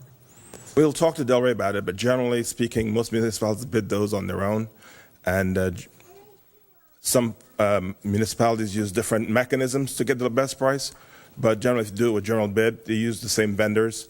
I know I came from Boca Raton, we use the same vendors for the same supplies, and we paid about the same amount. So. But I know we piggyback, when we do a lot of our things, we piggyback on other cities, whatever. I'm just asking that, with a county, what I would think would, triple our volume as far as medical supplies, if we could get in, piggyback on their bids. I understand what you're saying. Some of the bids, some of the supplies we use are consistent across most municipalities, but some municipalities use different medications, different protocols. You have different medical directors. So although we all do the same thing, we all do the same thing a little bit differently. But I could investigate maybe doing a bid among the 3 cities in the south area to see if that's feasible. I know Boca Raton gets all the medications from the hospital, so they have a special arrangement with the local hospital to get the medications from. Okay. So it'll be between Boynton Beach and Del Rey probably, because it's a Is that special something we could look into? We can. I think it would be a logistical nightmare to try to coordinate with the county because of the number of vendors you use. But it's certainly, it's worth looking at. It's not unheard of. We've done cooperatives, is what we call it, purchasing cooperatives on other, depending on the items. But I'll certainly look into it. Thank you. Thank you, Chief. Right. Since you used the word investigate, motion to approve. Here's a second. Second. All those in favor? Aye. Award's approved. On to item 9, public hearing. Discussed, the first reading, proposed ordinance number 16-010, first reading, approve amendments to the Land Development Regulations, Chapter 1, Article 2, definitions, Chapter 3, Article 4, Section 3.3.d, to increase the location where consignment shops and used bookstores are allowed, and to change the maximum size standard applicable to all businesses that sell used merchandise. Is there any discussion? Mayor, yes, Mayor, I need to read the ordinance by title. Yeah, thank you. It's ordinance 16-010, an ordinance of the City of Boynton Beach, Florida, approving amendments to the Land Development Regulations, Chapter 1, Article 2, entitled Definitions, and Chapter 3, Article 4, Section 3D, Use Matrix and Notes, providing for conflicts, severability, codification, and an effective date. Thank you. The only thing I have to say is that this is like what we're doing is for a true treasure to come here to Boynton Beach, and I like that little dog and that parrot on that ad, so I'm kind of in favor of this. So I don't have any questions. I'm in favor. I've looked over this. I thought it was very good, and to get more business into Boynton Beach, I'm all for that. So if we don't need discussion, we can get a motion. Would you be willing to summarize it for 1 or 2 minutes? I had some calls from people today asking about it, and I tried to sum it up as best I could, but. Certainly. And this is a public hearing item as well, so that needs to be open to the public. A little bit about our zoning structure. We currently classify used merchandise into 2 different categories. One solely consists of antique stores. The second group consists of pawn shops, thrift stores, and consignment. And antique stores are only regulated by a maximum size of 5,000 square feet, whereas the other category is regulated by that 5,000 square foot cap, as well as a distance separation between any one of them, as well as from an antique store. What this does is move consignment stores into the group or into the regulatory group of antique stores to regulate them similarly. It also proposes to expand the maximum size of that group of antique stores and consignment shops from 5,000 to 25,000 square feet, except in the CRA area. The redevelopment area would experience a reduction in the maximum size from 5,000 to 2,500 square feet, consistent with the vision of small stores, shops, boutiques. The subject business that you had mentioned, yes, is a larger store. They cannot operate in such a small space.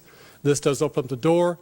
It regulates uses really of a higher class of merchandise typically than your secondhand merchandise, your thrift stores. And it does not need such a stringent structure as distance separations and things like that. That's pretty much it.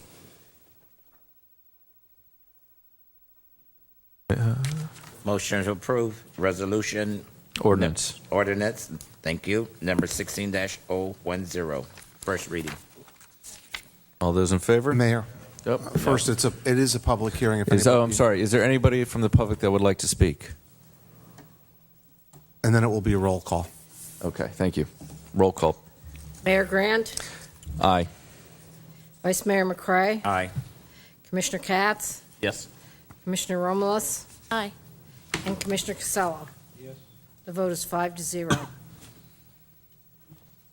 Ordinance 16-011, an ordinance of the City of Boynton Beach, Florida, approving amendments to the Land Development Regulations, Chapter 1, Article 2, entitled Definitions, Chapter 3, Article 4, Section 3D, Use Matrix, and notes to increase the locations where the sale and repair of motor vehicles and boats are allowed, providing for conflict severability codification and an effective date.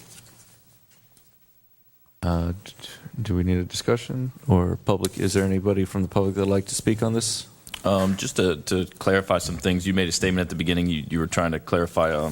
My statement? Yeah. So I do represent mechanics who have their dealer license that is in unincorporated Palm Beach County, and I do not represent any mechanics in the city of Boynton Beach or have anything in the foreseeable future to represent any sort of repair facility for boats or motor vehicles. That being said, and I'm just trying to clarify some things with regards to that, so I make sure that when I vote on this, everything's clear. So there is no conflict of interest, is what I'm saying. But you went and advocated for this in front of the P&D board, though? No, I gave information. Thank you. All right. I have some questions about that just from an ethical perspective, but if anyone's potentially having a conflict of interest. There's a commissioner. I spoke to Mark Bannon, the commissioner of ethics, this morning, and disclosed what I need to disclose. As I do not represent anyone from the Boynton Beach, and I gave the information that the Department of Business and Professional Regulations control business motor vehicle license and boat license, and so that this is, and also there's also another regulation if a mechanic, which is regulated by the Department of Agriculture, wanted to sell motor vehicles or boats. Okay, so you're not really interested in entertaining any questions pertaining to that, to your relationship to the mechanics in relation to this? Correct. Okay.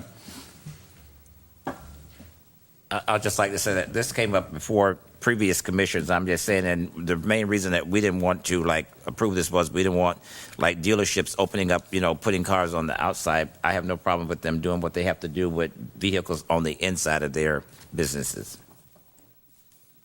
What is the potential penalty or violation if they do in fact start locating these cars for sale outside, or if they decide to move them outside during the day so that they're visible and then put them back in at night? What's the potential violation or impact for them?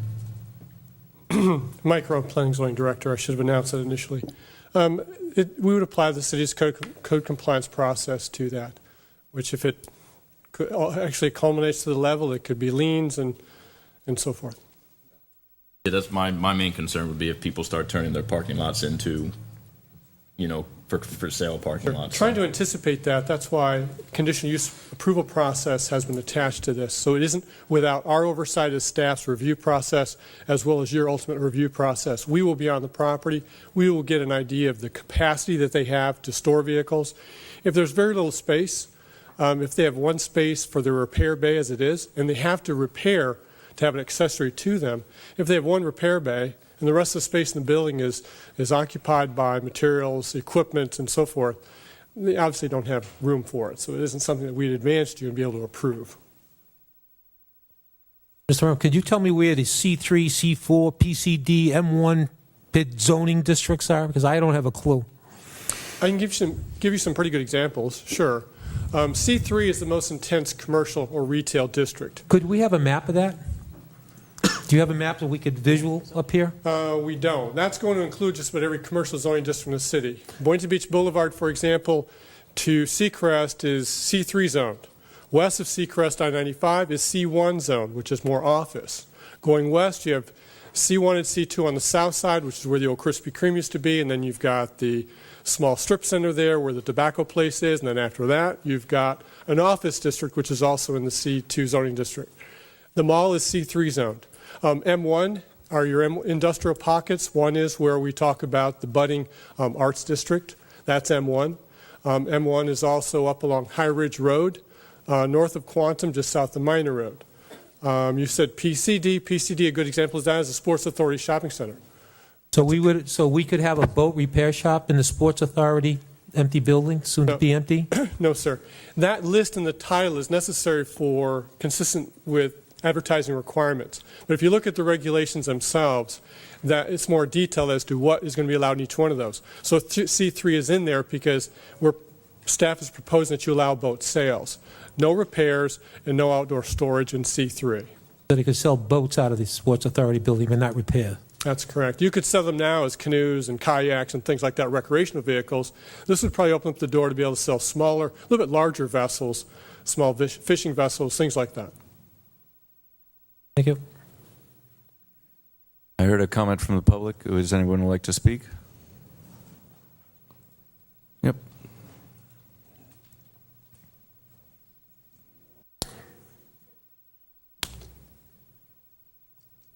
Michael Weiner. Pardon me for being out of outfit, but my attire took a coffee early this morning, and I've been behind the 8 ball ever since and unable to get a new coat back down to Delray Beach, Florida. Come a look, Michael. So I do apologize. For us, we've been working with Mike Rumpf, George Rodriguez, who is over in the gateway section in the industrial zone. He purchased the building, which was formerly known as the Automobile Museum. And he purchased it, and at that time it did have an automobile license. I didn't represent George at that time. He did not realize that that license had been procured without filling out the correct forms. It came together with some other businesses locally in Boynton Beach that have, in fact, been asking for the ability to sell motorcycles and automobiles other than at a major location. And as a result of that, we approached Mr. Rumpf, and Mike was nice enough to work on this project because he knew that it meant jobs and it meant businesses that would stay in Boynton Beach, Florida. Mike took that opportunity to take a look at all of the uses related to automotive and to boat sales. And as Mike does, and he does it very well for you, he did a thorough study of those particular uses. I'm here tonight because there are just a few people, a few businesses that have one issue, namely the fact that the sales of motor vehicles and motorcycles are completely different than they were 5 and even 10 years ago, in that most of these things are conducted by internet sales. They do not drive a lot of traffic to their location. They do not want to store outside. In fact, at least in the case of my individual client, he does not want to repair. All they want to do is be able to fill out the paperwork for the state correctly, and the state asks, are you properly zoned? So all they want to do is be honest and forthright. It's a good use for industrial, and it's a good use for warehouses, which now in this day and age where it is tough to find industrial type and manufacturing type uses, and it will not result in any kind of intensive burden for this particular area. They don't generate a lot of traffic. They sell on the internet. It is what the the future is going to bring not only to motor sales, but probably to a whole heck of a lot of other things that are being sold at Sticks and Bricks these days. So that's our issue. If there's other things that Mike is proposing, all that we ask is you take a look at this one because it seems so easy. It seems the right thing to do for these businesses to remain here and to be employed and to continue to be an employment source here. And the important thing is, as Mike told you, for our uses, they're conditional uses. Don't worry, the gates aren't open. There's not going to be a floodgate. You get to take a look at each and every location and see if it's suitable under your conditional use. So if you have any more questions, with or without a code, I'm happy to answer them. But I notice every land use lawyer here is here tonight, so I'm terribly embarrassed about being out of uniform. But I'm here to answer any questions. Thank you. Michael, does your client have any walk-in traffic? I mean, does they allow people to walk in off the street? For example, they would allow them, but they have not asked for any kind of advertising. They don't want the signage regulations are okay with them. That is just not the way they promote their business in this day and age. What happens, and I don't know, I'm a car guy. That's why I know him, and he's a client of mine. If you're a car guy at all, there's just hundreds of sites that sell antique, classic, and special interest automobiles. And the community knows that. They congregate. Sometimes they'll post 100 or 200 photographs. And the only people that they really get are those people who know their stuff. So they take a look at it, and then typically the sales are arranged. They have no interest in dealing with the general common public. It's why they're in the space they're in, and they're happy with it. It's why we don't need signage. We don't need I-95 frontage. We don't need balloons on anything. We don't need outside storage. All we need to do is to be able to check a box with the state saying that, yes, we're properly zoned. Attorney White, I have a question. Is your client here tonight? No, he is not. Yay, I'm just kidding. Ready? Thank you. Additional comments from the public? Seeing none. Any additional comments from the commissioners? I would just like to, in the second reading, Mr. Rump, if you could bring a map and actually give us a visual where these areas might be. Yes, sir. Thank you. Can I get a roll call? Do I need a motion to approve? So move. Do I hear a second? Second. All right. May I have a roll call, please? Mayor McCray, Aye. Commissioner Katz, Aye. Commissioner Romulus, I'm sorry. Aye. Romulus. Christina Romulus, thank you. Aye. Okay, Commissioner Casello Aye. and Mayor Grant. Aye. The vote is 5-0. On to item C. Approve the request for major site plan modification to add 525 square feet of enclosed dining space to the existing 936 square feet restaurant building and related site improvements located at the southwest corner of Ocean Avenue and Southeast 4th Street in the Central Business District zoning district. So moved. Second. All those in favor? Aye. Aye. Sorry, Jim. That's it. You're done. You did a very good job.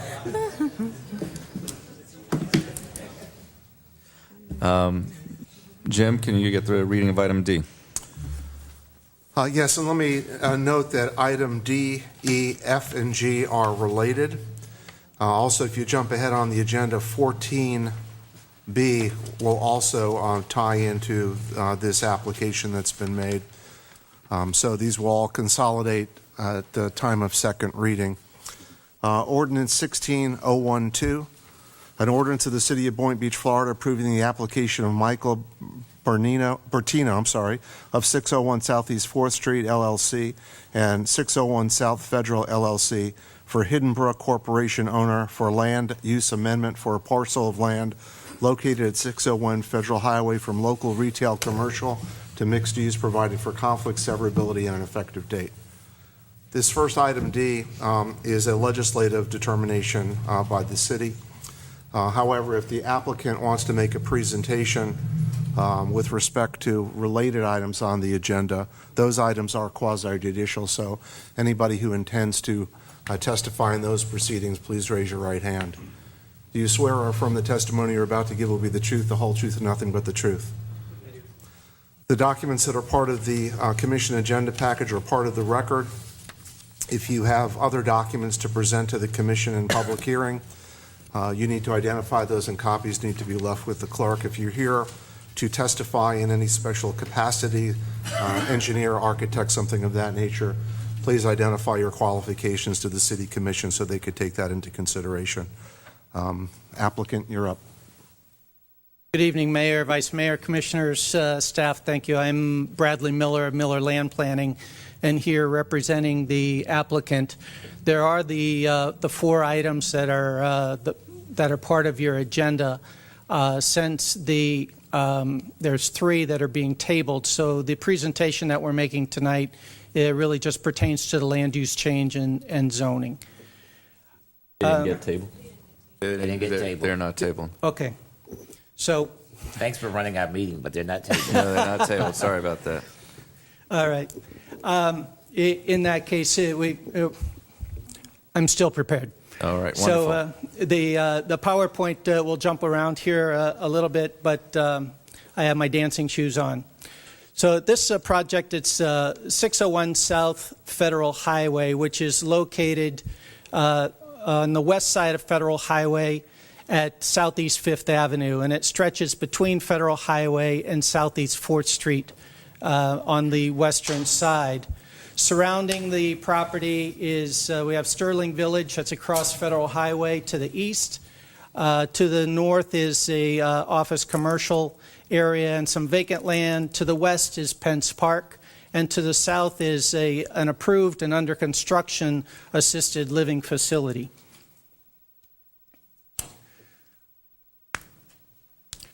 The 4 items of the application consist of a land use and zoning change, and I'll go through these now in full, as well as a community design plan appeal, a height exception, and then ultimately the site plan that goes with the project. For the future land use and the zoning change, the maps that are on the screen, the left side is your future land use plan.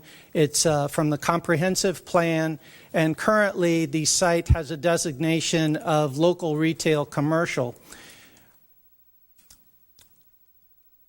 The zoning map, which is on the right side of the screen, indicates that the current zoning is C3, which is a commercial designation.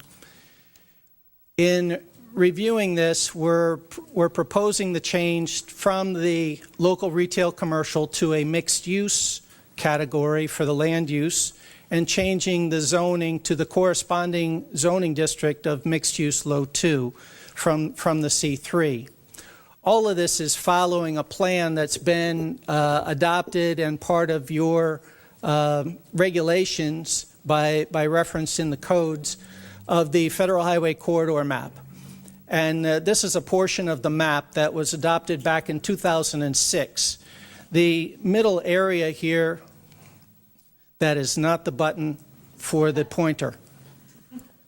The middle area, the lighter color purple, is designated for the mixed-use low 2 zoning district. So since 2002, our site has been right in the midst of that. So really what this application is doing is implementing that plan from 10 years ago.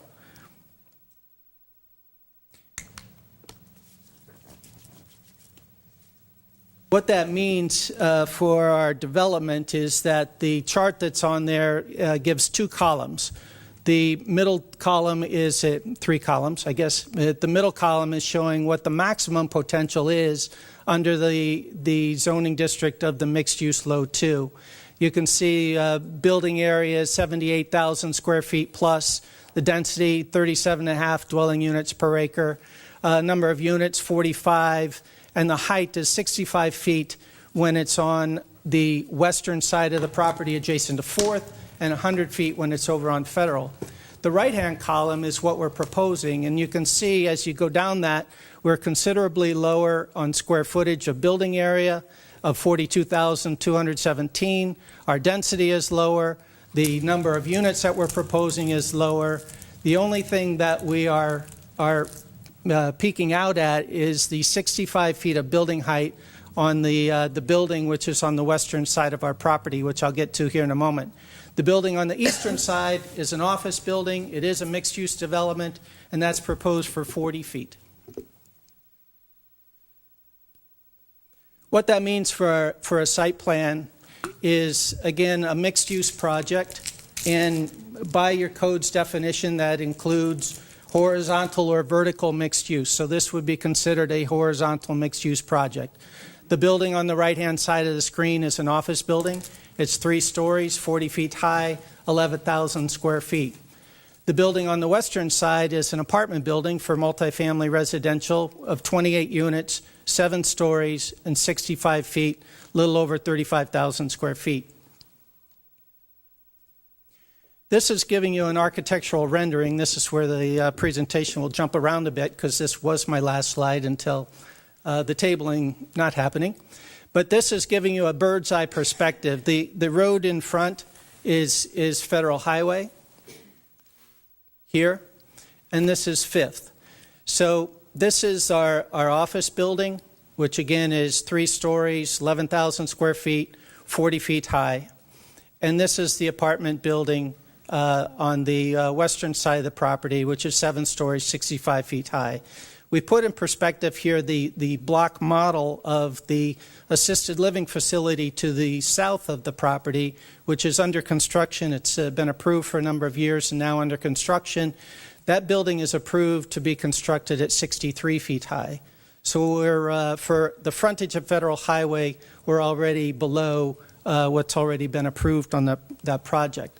Should also point out that from a land use and zoning standpoint, the parcel immediately to the south of us has the same mixed-use land use and the same zoning of MUL2 as what we're asking for here tonight. So I won't summarize.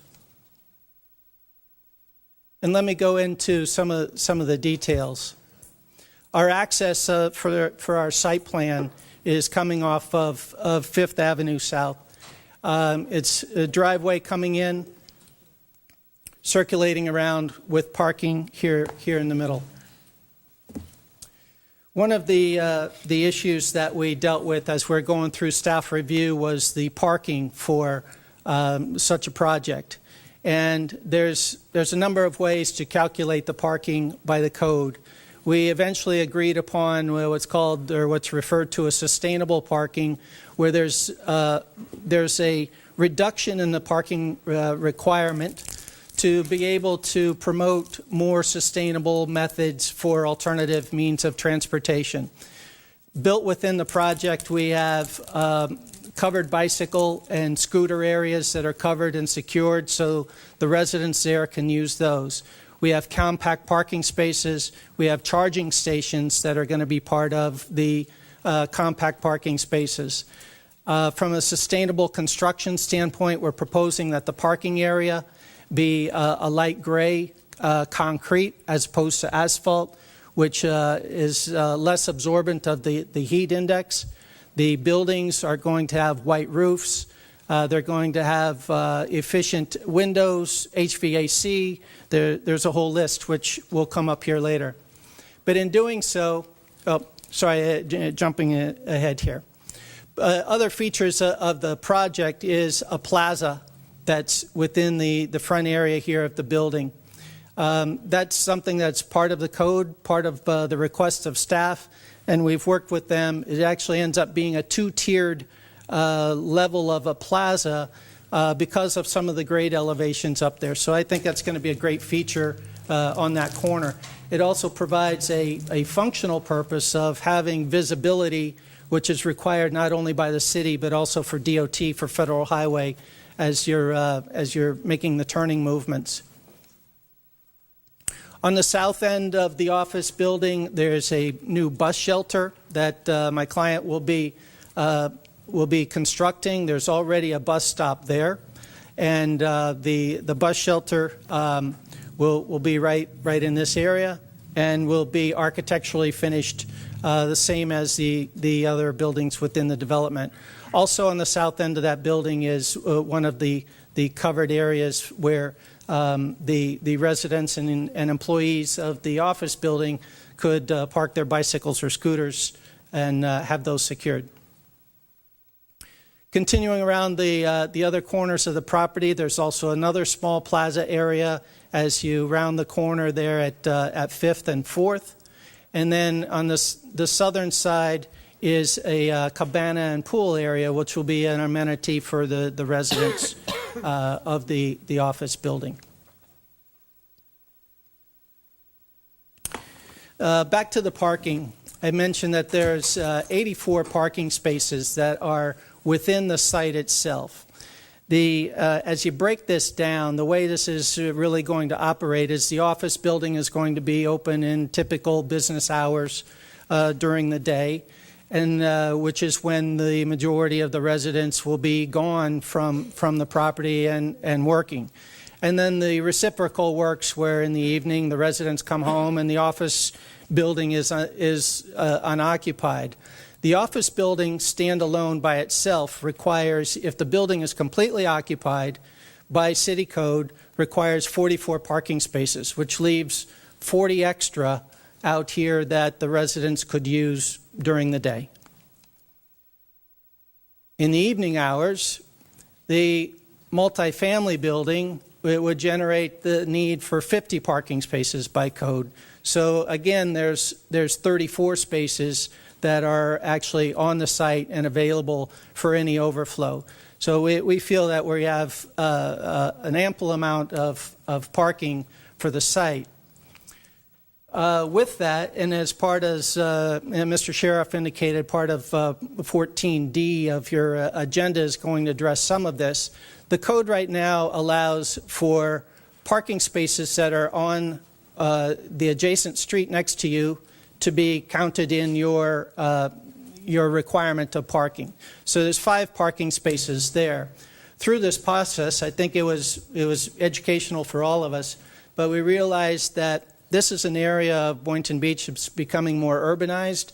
It needs the promotion of using alternative ways of transportation and methods for getting to and from, whether it's work or your entertainment. And so part of the code that's being changed here is to also allow for the opposite side of the street to be counted here.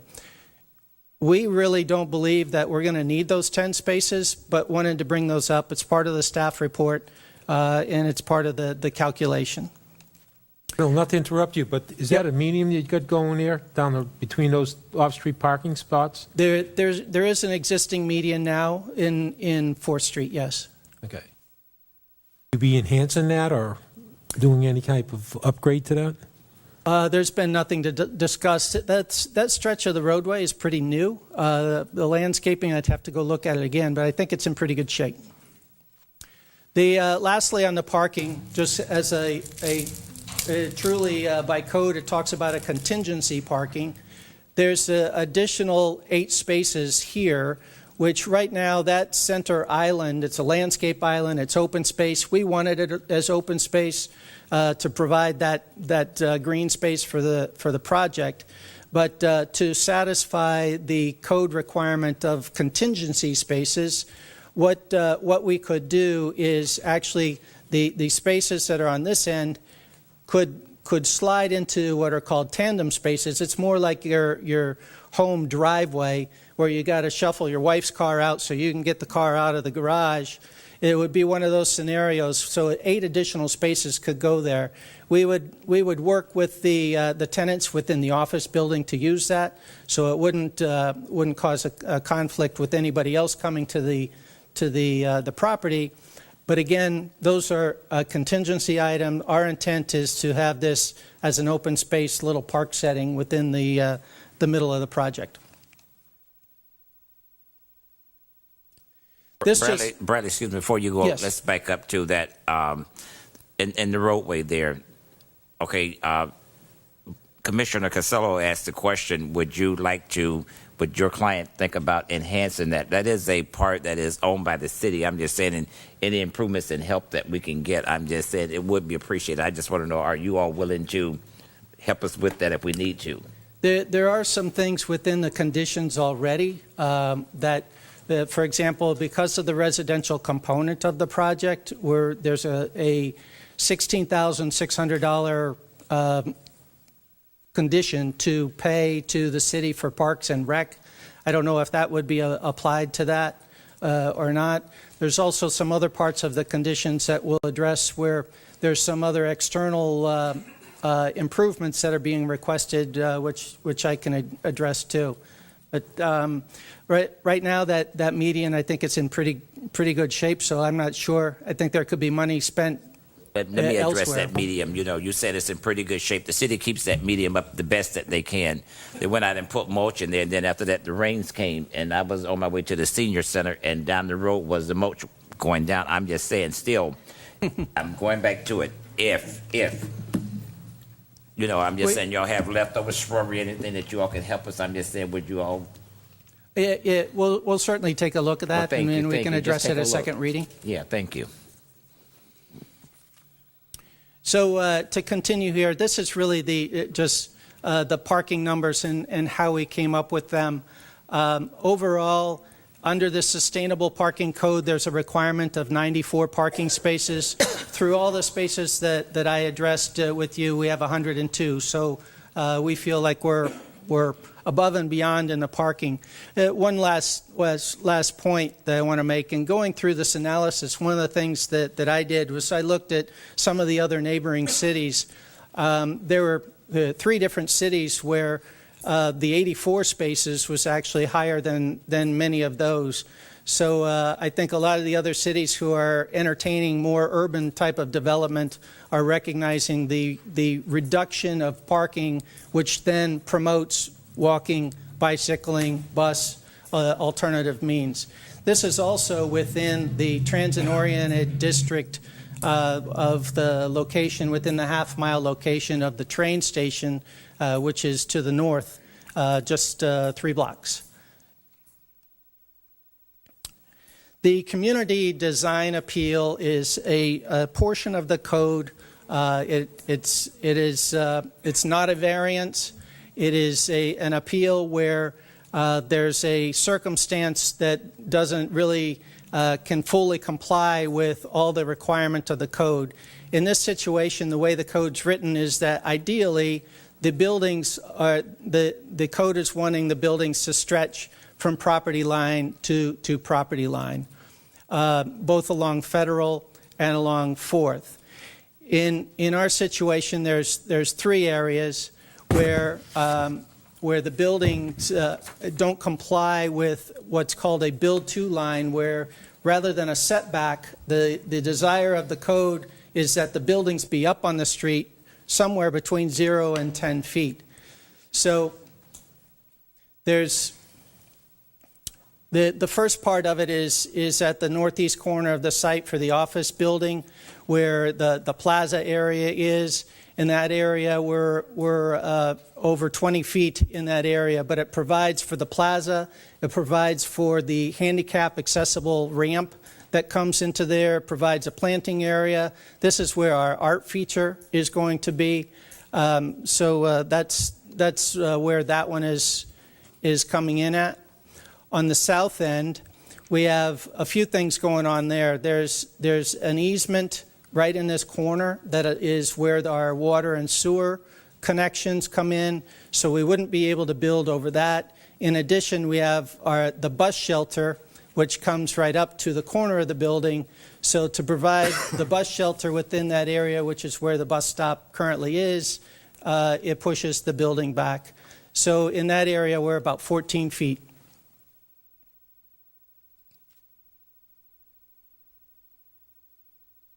The other area is in the southwest corner, and this is along 4th Street.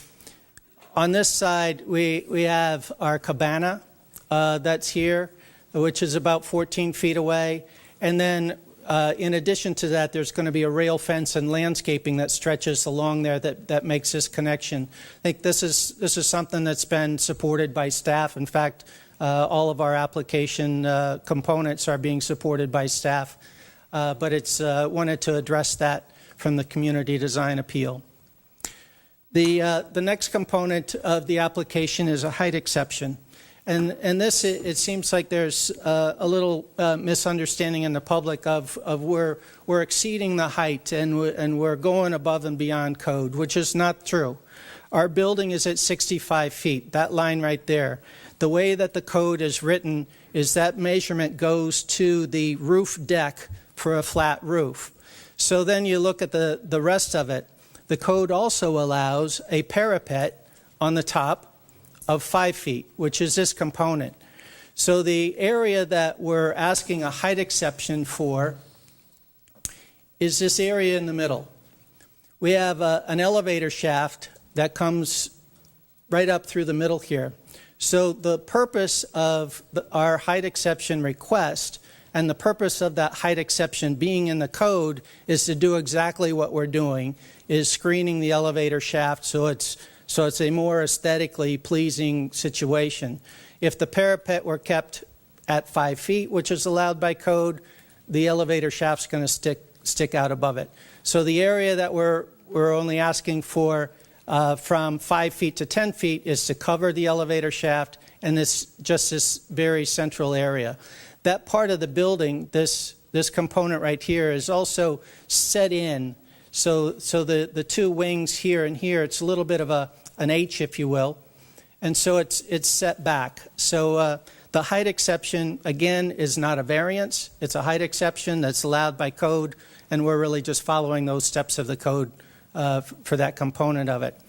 The line of sight diagram that have on the screen there is, again, to show by code, we're supposed to be able to show that within 600 feet all the way around the building that the mechanical equipment that's on the top of the roof would not be seen. So from anywhere around it, the parapet and this component that's going to screen the elevator shaft will provide that screening and the beautification from those mechanical equipment. So that gives a quick summary. Our maximum height is 65 feet, which is what the building is at. The proposed area of the extended parapet goes up to 75 feet, which is just to screen the elevator shaft. From a architectural standpoint, Jim Williams is here, who is an architect you're familiar with, who's designed the buildings. These are his elevations. I'll go through those and address a few things, and Jim is here if there's any questions that you want to go through. These are the office building elevations, north and south elevations. And then the residential elevations, which is the east, which will be facing internal to the parking lot towards Federal Highway, and then the western side is along 4th. And the north and south. The architecture also is consistent with the cabana, so all the way around through the project we're keeping this architectural style.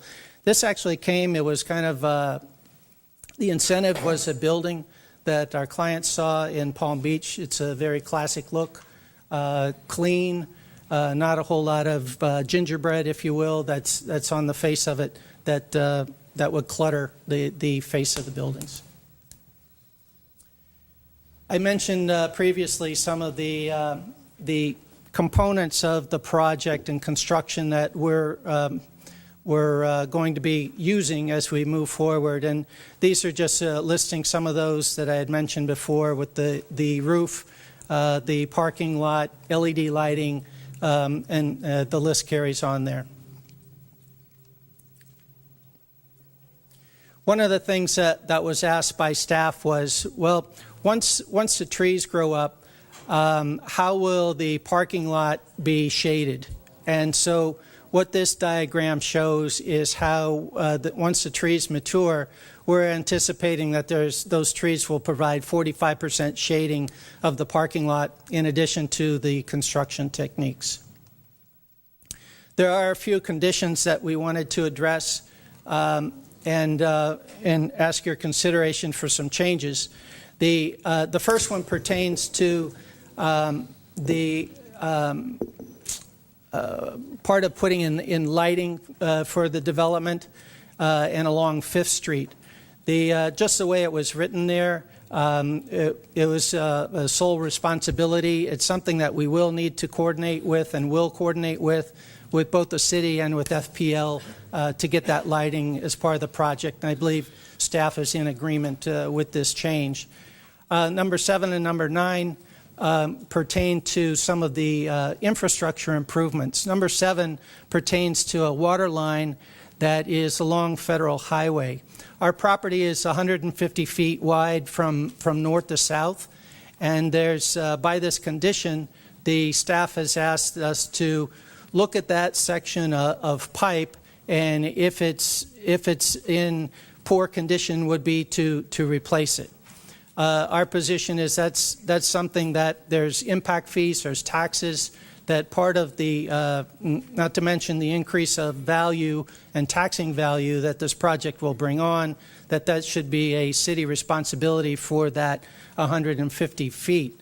The other part of it is, it's such a small component when there's, I believe, 3 miles of right-of-way of Federal Highway up and down Boynton Beach. How far that pipe goes, I'm not sure, but it's a very lengthy amount. If an improvement needs to be done, it's probably best that that entire pipe be looked at and dealt with on a citywide basis as opposed to piece by piece. The other part, number 9, talks about the fire hydrants. I know the city has installed several of the new fire hydrants within the city. We have 2 that are going to be part of this project. There's one that's along Federal Highway that will be a new fire hydrant, and it will be of the, I'm not sure how to pronounce the name of it, but it'll be the newfangled fire hydrant. I don't think that's the technical name.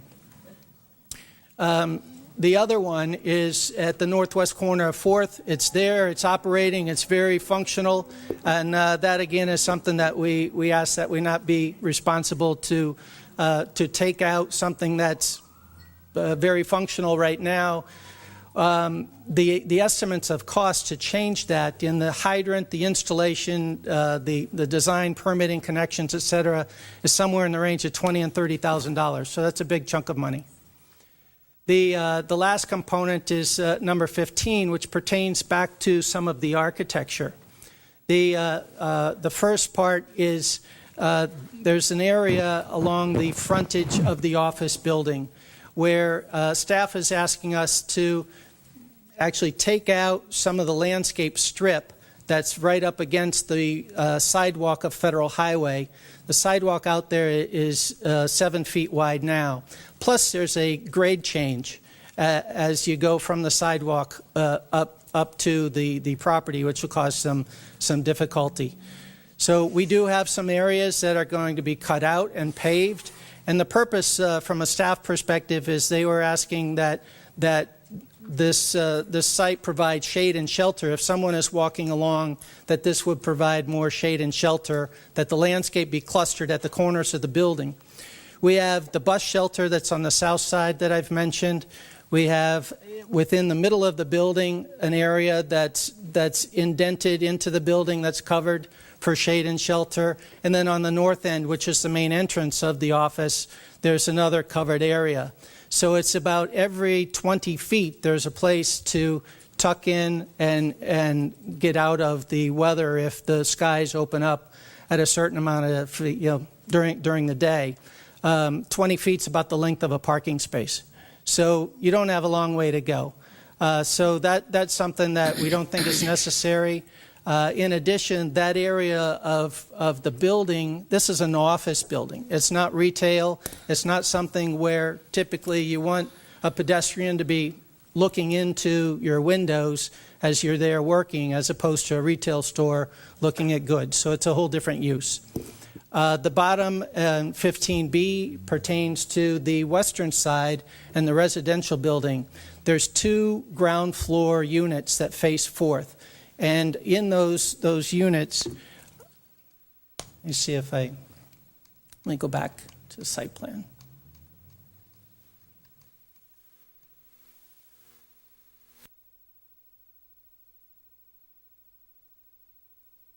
To my laptop here where I could go straight to it. So within the residential building, there's a unit here and a unit here. And you see the little notches that come out. Those are a private patio for those 2 units. Staff is asking that they come out more to have more attachment, if you will, more connection to the street, and also change the doors in those units from what's used everywhere else in the building of sliding glass to a French door. We would rather keep them more secure. There's entrances to the building on the parking lot side, and here there's a concierge type service inside where there's a front desk. This is an apartment project, and that's going to be secured all the way around. I should have brought up the security for all of the project. The office building and the residential building, there's going to be 24/7 property management. There's going to be cameras and security throughout the entire project. So those, back to the patio areas here, we feel that it's better for the residents here to have that secured patio area that they can use for their private space and not invite the public into their living room, if you will, by connecting it that close to the street. Now, bear with me.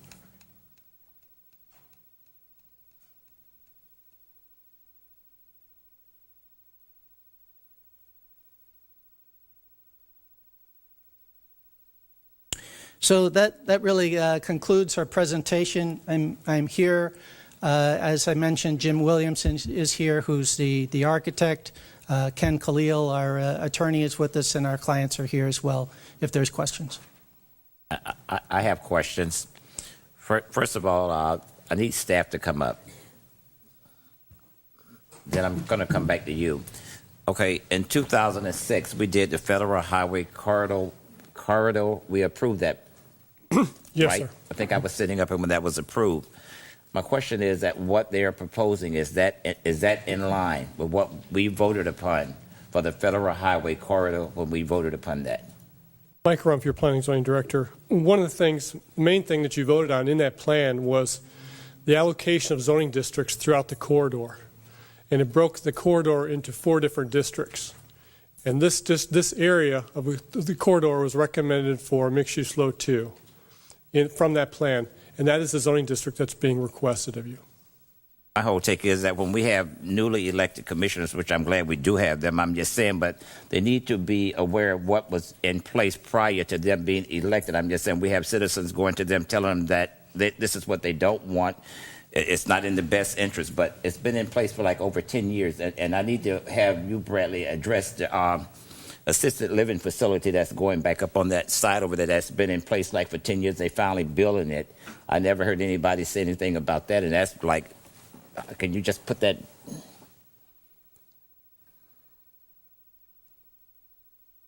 You had a picture of it. Yeah. Scale model, yeah.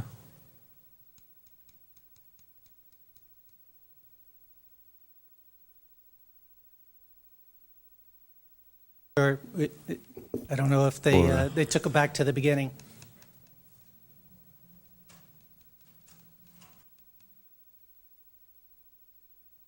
Probably should have said. There it is, right there.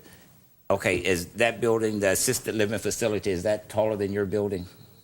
It's taller than our office building. The assisted living building was approved at 63 feet, which also complies with the mixed-use low 2, a maximum of 65, and our office building is at 40 feet. That 63 include the elevator shaft? Dean, are you aware of? Actually, in that project, there was a similar height exception to cover the mechanical equipment as well. Plus, there's a parapet around it. But it's measured, to be consistent, it's measured the same way to the roof deck, which is how the code indicates to measure the height of the building. So the roof deck is 63 plus the 5 that we allow for the parapet plus the 5 for the elevator shaft. I know the parapet. Honestly, I don't recall if we went above the 5-foot parapet at that point in time, but I represented that project whenever that, 8 years ago, something like that. And I know that we asked for a height exception there to be able to cover that mechanical equipment. I don't know the specific heights. Under the new CRA comprehensive zoning plan that's being promoted out there, how does this fit into the scheme of things? Actually, it fits right into it. They're following the federal highway corridor plan fairly closely. In fact, in some cases, I think they bumped the height up a little bit from what what the district proposes right now. Also, when I met with you, we had conditions. You addressed the hydrants in the water main. We also talked about the future plug-in for electric cars, and Correct. you verbally had agreed to run some conduits down each side of the parking lot for that particular use. Is that correct? Yes. Thanks for bringing that up. We do our requirement right now is to provide one charging station. We're already providing 2. And we'll run the conduit for the future. So as more electric cars come on, that conduit is there, and the management of the property could install additional charging stations. Who will actually be the contractor building the building, putting the brick and mortars in? It hasn't been selected yet. It would be put out to bid. Our goal and intent here is to find local contractors and laborers to work on the building. So you'd be sensitive to the fact to hire local labor Absolutely. contractors. Thank you. Yes.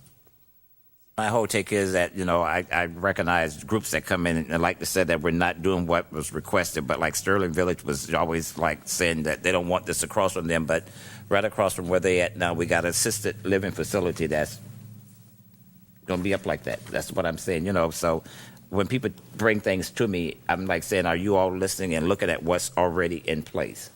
Correct.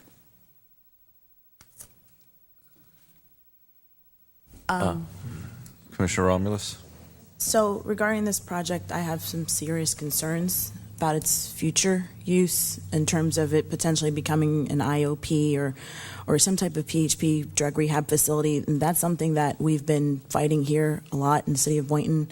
And I'd like to ask the city attorney if that's something that we can put as a condition of approval on this project, where we can't in the future have this potentially become that or be used for that. That is not a permissible condition of approval. Okay. I have questions from staff now. No, not you. I need Andrew. Does Andrew know as much as you? Y'all same. He knows more. Does anybody know more than Mike? No. Andrew Mack, Development Director, City Engineer. Yeah, my whole take is that with what's going in there, I'm just saying, because I work kind of closer with you. Nothing wrong with Mike, we're still friends. But I'm just saying, is everything is it intact? I'm just saying the things that you all have said that will they agree to this? Is everything intact? I'm just saying, if we approve this, are we good? Correct. Staff is recommending an approval as presented.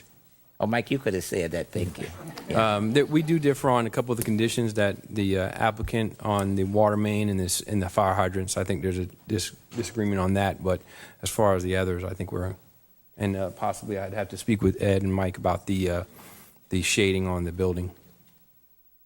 But in general, yes, where staff is recommending approval, and it's consistent with the federal highway corridor plan. That's what I need to hear. Thank you. Mike, I get a question first. Regarding the condition for the water main, replacing the 150 feet, do we have any other replacements of water main along Federal?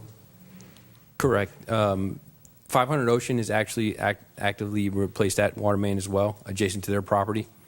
This is something that's consistently done when the project redevelop in these areas. And so then there's 2 water mains, if I'm not mistaken, that they can choose from? Correct. There's a water main that runs along 4th Street Mhm. and then also on Federal Highway. The possibility they could connect to the one on 4th Street, but it's actually shorter for them to connect to the one on Federal.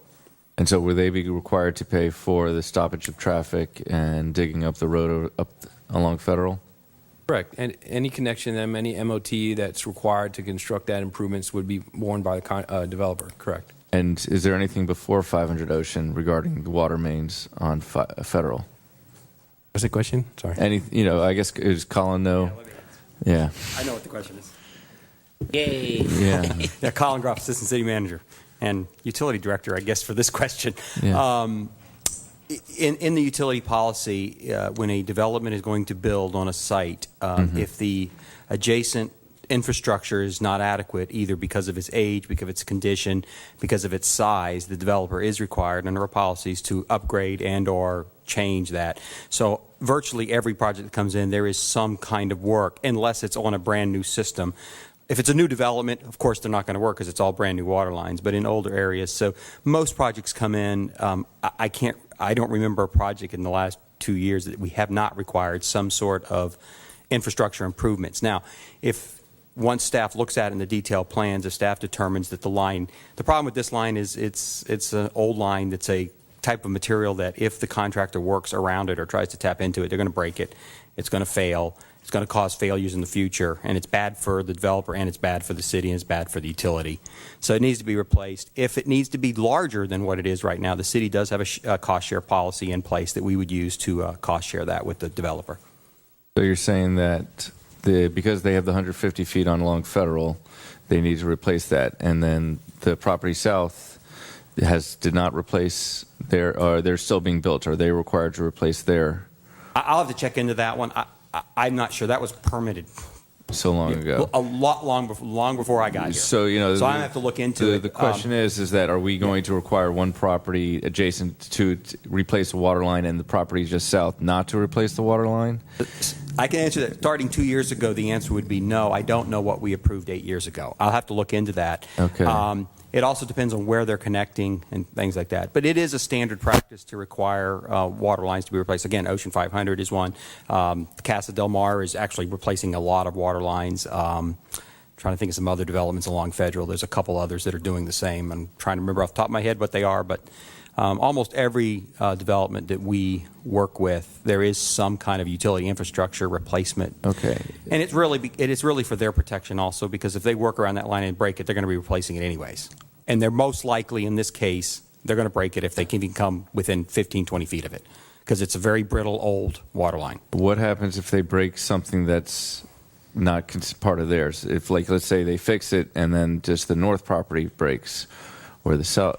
If we determine it's because of their construction, we will go with third-party damage and try to recover for that cost. But if it's not third-party damage, we would have to fix that? If it's something off the site that's not associated with the construction, of course, we do fix those. Okay. Yeah. So. All right. My main issue is that so you're saying all the water line along Federal needs to get replaced. Not all of it. A lot of it's already been replaced over the years. Okay. So it's not the entire section. It just happens to be here. It's one of the older So sections. this is kind of like with the Sterling Village being built. That was when it was replaced. Most likely. Yeah. It's probably even older than that, because Okay. there's some manure lines out there. So this one just happens to be one Yeah. of the So I'd like developed ones. to check to see which is going with the south. And of the I'm going to property. check that south one. I'll be perfectly honest with you. It was before my time, and I'm seeing it today, and I kind of forgot that it was going up, so I'm going to check it. Okay. Colin, I don't think it was. Colin, what is the size of that water main going down Federal? It varies between 8 and 12 inches. 8 and Like I 12? said, if we determine that I think right now it's an 8-inch asbestos concrete line. If it needs to be bigger, we'll do cost sharing with the developer based on the formulas that are in the code. Is it a concern of yours that we're piecemealing this water line on Federal with new and old, brittle old with the new? Is that a concern of yours? No, eventually we will have a project, and we have actually a project in our 15-year plan to replace whatever's not been replaced on Federal Highway. It's not in the first 5 years, though. So it's typical what we do all over town. We developers replace pieces of it, because what we don't want to do is have a brand new development, and then all of a sudden we have to open up the entire road in front of the development, where they have brand new sidewalk, brand new thing, and it all has to be torn up. The idea is put it in now while it's open, while everybody's doing construction, and then when it's done, we don't have to go back into that section. The sections we're going into are the older sections that have not been torn up. So that's the principle behind it. Colin, while you're still there on 500 Ocean, are we using the cost share policy with them? We are. They're paying a lot of it. We're paying for portions of it because we needed to upsize some lines for future development. What it is, if we upsize lines for future developments, we don't expect the developer to pay for it. The future developers will pay impact fees, which we will recover the cost of the cost share that we're doing. Just answer some of your question. Yes, already being done. Okay. Yes. Okay. Sorry. And I guess the other one with the fire hydrants. Yep.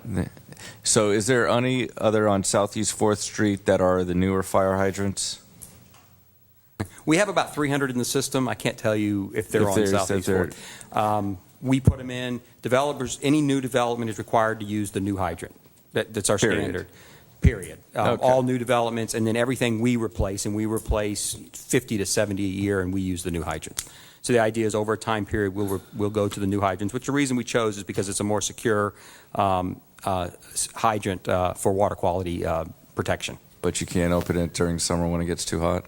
No, you can't. Okay. That's why we put them in. Right. I have one other question in regards to these fire hydrants. If we have an old one on one corner, a new one on the other corner, our fire department, are they equipped and steady that they can know what to do when they get to one to the other?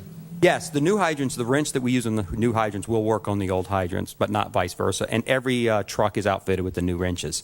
The wrenches are serial numbered so we know where they are, because that's the key to the security of them, is to make sure the wrenches are specially made for those hydrants, that we know where they are and who's assigned them. So, but yes, every truck has been outfitted, and we have spares when they're lost or if they're lost. And we have a new fire chief. Y'all on board? I'm just saying. Yep, you don't have to get up. Just that's good. Okay. He's I'm getting good. educated. No. Yeah. Good.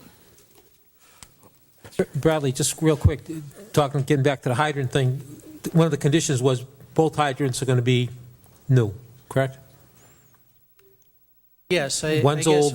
The new one you have to put in, and the old one that exists there now, you're going to replace with a new hydrant. To replace it. That's Okay. That's right. Thank you. The new one is along Federal Highway, Right. and that's going to be new, which is following the policy. It's replacing the one that's functioning fine. Let me just answer the question, since I did represent it and I did look. The water line wasn't required to be replaced as part of the assisted living facility.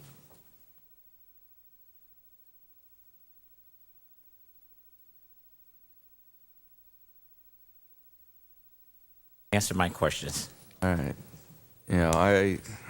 As for the water line, I know that we're getting federal replaced in about 2 years anyway. I got a letter in the mail from the Florida Department of Transportation. So, on my vote is that because we don't ask the property south of it, that we wouldn't ask this property because they're trying to build at the same time. But if there's something that goes wrong, your client would be able to fix that? Yes, I understood. We are connecting to it, so they understand the requirement to connect into it, and if there's any damage done during that time, they would certainly have to repair that. Just with all due respect, Just not obviously, the whole length of it. with all due respect, obviously, it's a developer and, not wanting to take on the additional cost. I think that what happened in the past, and for the past 2 years, we've set a precedent. If we go and now we make an exception to the precedent we set, now there is no more precedent. So I think it just is a matter of a change being made 2 years ago that requires all properties that are being developed to address this issue. I think that we kind of have to stand firm on this, even if something happened in the past that didn't call for this. We're moving forward, not backward. And Mayor, that DOT project is just paving. Just paving. It's just overlay, resurfacing. Just not doing any of the sidewalks or anything like that. It's overlay. All right. I'll just add one thing to that. This is a condition at the site plan we have now. We have not done we don't do detail review of the project. Once staff does a detail review, things do change in some of the, we ask the condition based on what we know right now. If we get into detail review and it turns out the pipe is PVC or something else, it won't need to be replaced. Right now, based on the maps and based on all the information we know, we believe that if they work on that pipe and try to connect to it, we will have major issues throughout that project. And so that's why we're replacing it. If it's not needed and they come in and convince us, we don't have to require that condition. So that's really a detailed staff review that we don't do until after it receives all of these approvals and we move into detailed design review. So you're saying this is keeping the city safe? This is following our policies and ordinances, yes. Yeah, okay. Do I hear any comments from the public? Yes.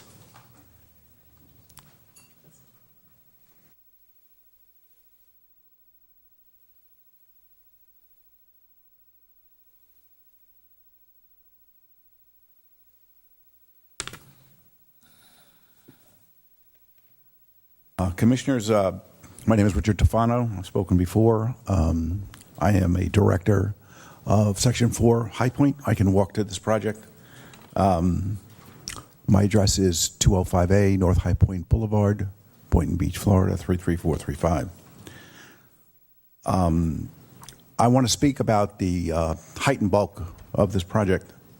I want to remind the commissioners that they are reviewing the consolidated master plan at this point.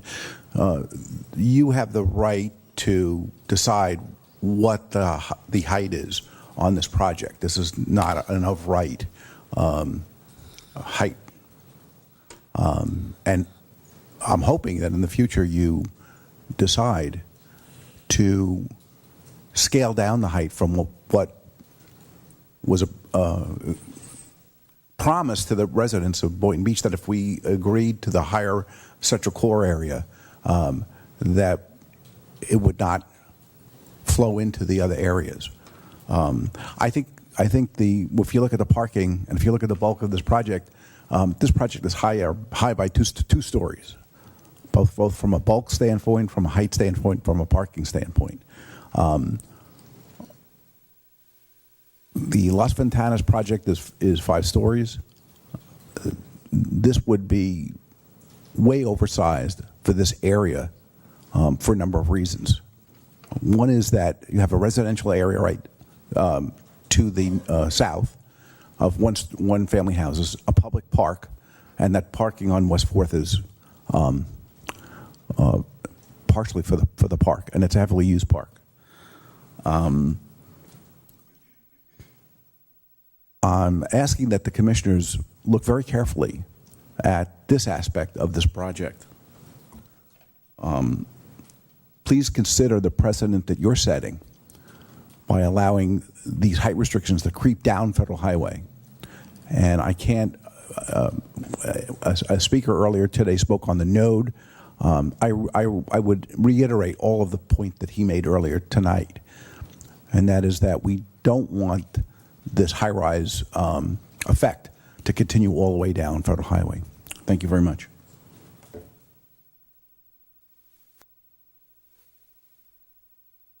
Do I see any additional comments? Any more additional comments from the commission? All right. I'd like to conclude that this is, a mixed use, and we're getting sorely needed office space into Federal and Boynton Beach, and I'm hoping that when we start with office space here, if it gets sold out, we would get more office space, and with more office space, you get higher paying jobs. As for the conformity with already plans that are going to be built, if we don't do something that conforms, we're going to have an eyesore. And so I'm looking forward to this plan going through. Can I get a motion to approve the ordinances? Mayor, we need to take them one at a time. I've only read 16012. If you'll take that one first, please. All right. I'm going to offer a motion that we approve this on the first reading. Do I hear a second? Second. All those in favor? Roll call, please. I'm sorry. Thank you. Roll call. Commissioner Katz? Aye. Commissioner Remelis? Nay. Commissioner Casello? Figure it out. Aye. Mayor Grant? Aye. And Vice Mayor McCray? Aye. The vote is 4-1. Ordinance 16013, an ordinance of the City of Boynton Beach, Florida, approving the application of Michael Bertino of 601 Southeast 4th Street LLC and 601 South Federal LLC for Hidden Brook Corporation owner to rezone a parcel of land located at 601 Federal Highway from community commercial to mixed-use low-intensity 2 with master plan for 28 apartments and 11,000 square feet of medical professional office, providing for conflict, severability, and an effective date. May I have a motion to approve ordinance? So move. Do I hear a second? Second. May I have a roll call, please? Commissioner Remelis? Nay. Commissioner Casello? Yes. Mayor Grant? Yes. Vice Mayor McCray? Yes. And Commissioner Katz? Yes. The vote is 4-1. Mayor, staff is recommending that items E, F, and G now be tabled so that their approval coincides with second reading of the foregoing ordinances.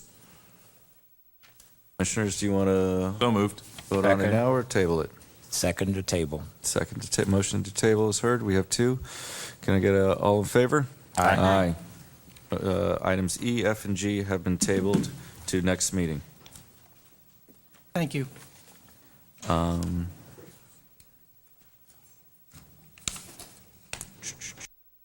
And did we go through item 14B with the sustainable parking, or are we going to wait for that? Oh, All we right. could take that in the sequence that it appears on the agenda. All right, wonderful. So we're on to no city manager's report, no unfinished business. We're on to new business, discussion of Quantum Park Overlay District requested by Commissioner Katz. Yeah, I brought this up at the last meeting. Some concerns have been raised, and I started to look into the Quantum Park Overlay District and the history of it, as well as some of the financials related to the operating of the district. And I came to some personal conclusions that hopefully were backed up by evidence from the city, that some changes could be made to improve, one, the quality of service, to lower the overall cost, which hopefully over time would be to benefit of those who live in the geographical area that is the overlay district right now. So I think just from an economic standpoint, I wanted to explore the possibility of lowering the cost over time for the overlay district. So I know that our city attorney has prepared some information with regards to our potential steps and what's within our rights as a commission, as the people or as the commission who granted this overlay district in the first place and created it about a decade ago. Going back to December of 2014. Excuse me, Yes, just sir. before we get started, are we going to be hearing from the two gentlemen in the audience? I do have a recommendation on how to proceed on it. That'll be Okay, part of that. they have And to. the commission can decide whether to hear it now or to hear it later. We need to go back to December of 2014 when there was a request from the Olin Properties Corporation through their attorneys that the city commission at the time take under consideration the possibility of either removing the board members who were on the overlay district board at that time, or simply dissolving that board and the city assuming the responsibility for the activities that they were responsible for. In fairness to the members of the Quantum Park Overlay District Development District Board at that time, the process for allowing a rebuttal to that request was begun but tabled, and that issue has remained dormant since the beginning of 2015. It is my recommendation that if the commission wants to take up this issue about what the best outcome is with respect to the activities of the Quantum Park Overlay Development District, that they resume that process and allow the parties to renew to the new commission here what their positions are about either replacing board members, dissolving the board, or allowing the board to continue in its current capacity, that presentations be made. And I would suggest that the appropriate amount of time for those presentations would be 20 to 30 minutes for each side of that debate. Not tonight, of course, but possibly tonight if that's what the commission wants to do. So what I'd like to suggest is that to give the parties proper time to present, and obviously not to add something as time-consuming to tonight's agenda, that we put this on the agenda for not the first but the second meeting in July. So that gives everybody, 1 month plus a week, pretty much, almost time to prepare for that and bring back their positions on this. And remove from the table. Yes. So would I have to make a motion to remove it from the table and then? Lori, I just wanted to ask the Lori, is that a good time or? 'Cause Yeah, it's I think that would probably be a right before sufficient the amount of budget time. hearing. That would also allow, as the commissioner alluded to, for me to prepare and tell you what the options are legally with respect to the overlay district board and its operations, and what the responsibilities of the city would be if you were to elect an option that would discontinue that board. I'd like to see if there's any public comments on this, if someone would like to speak under 3 minutes regarding this issue.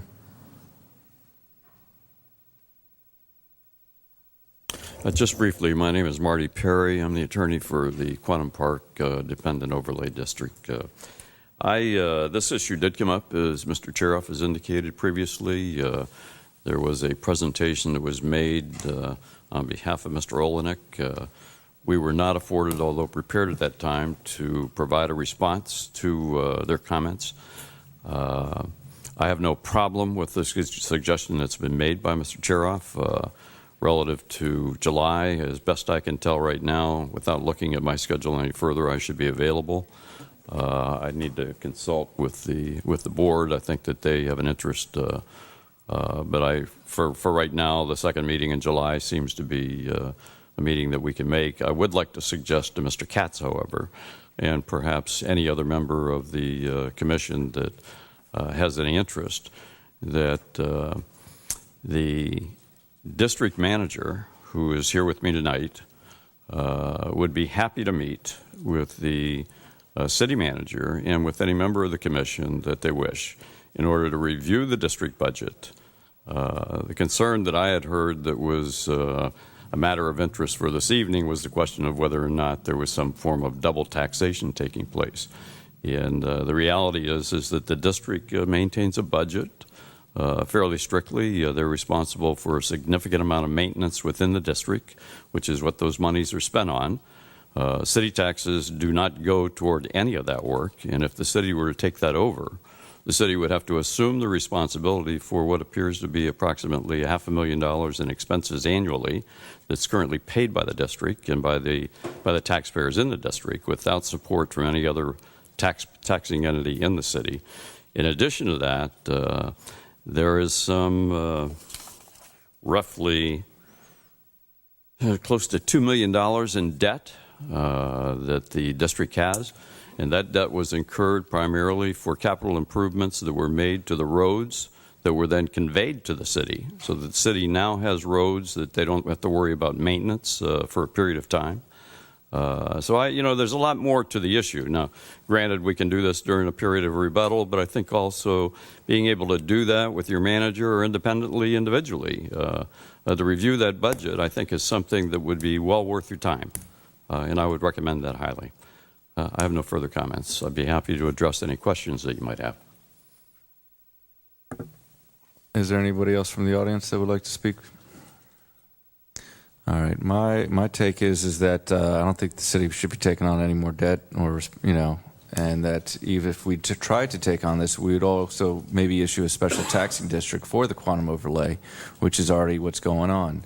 I think they're doing a good job, and there's no reason to move forward. Maybe we should review the issue when the bonds are paid, but unless the an extra $2 million that it would be coming from the city. Well, just to clarify, and I wasn't going to go into too much detail because we planned, the proposal will be to talk about this in 30 days, but ultimately the logic behind potentially doing this is that if the city takes over operations, it could possibly dramatically reduce the cost of operating the overlay district, which would allow us to bring in extra funds and use that towards the debt financing and pay off those debts in a much quicker time period. So theoretically, with all due respect to some of the comments that have just been said, if my logic and my reason for bringing this up is that if we're able to operate more efficiently the services currently provided by the overlay district, we will save money. That money will go towards debt finance and eliminate the debt quicker.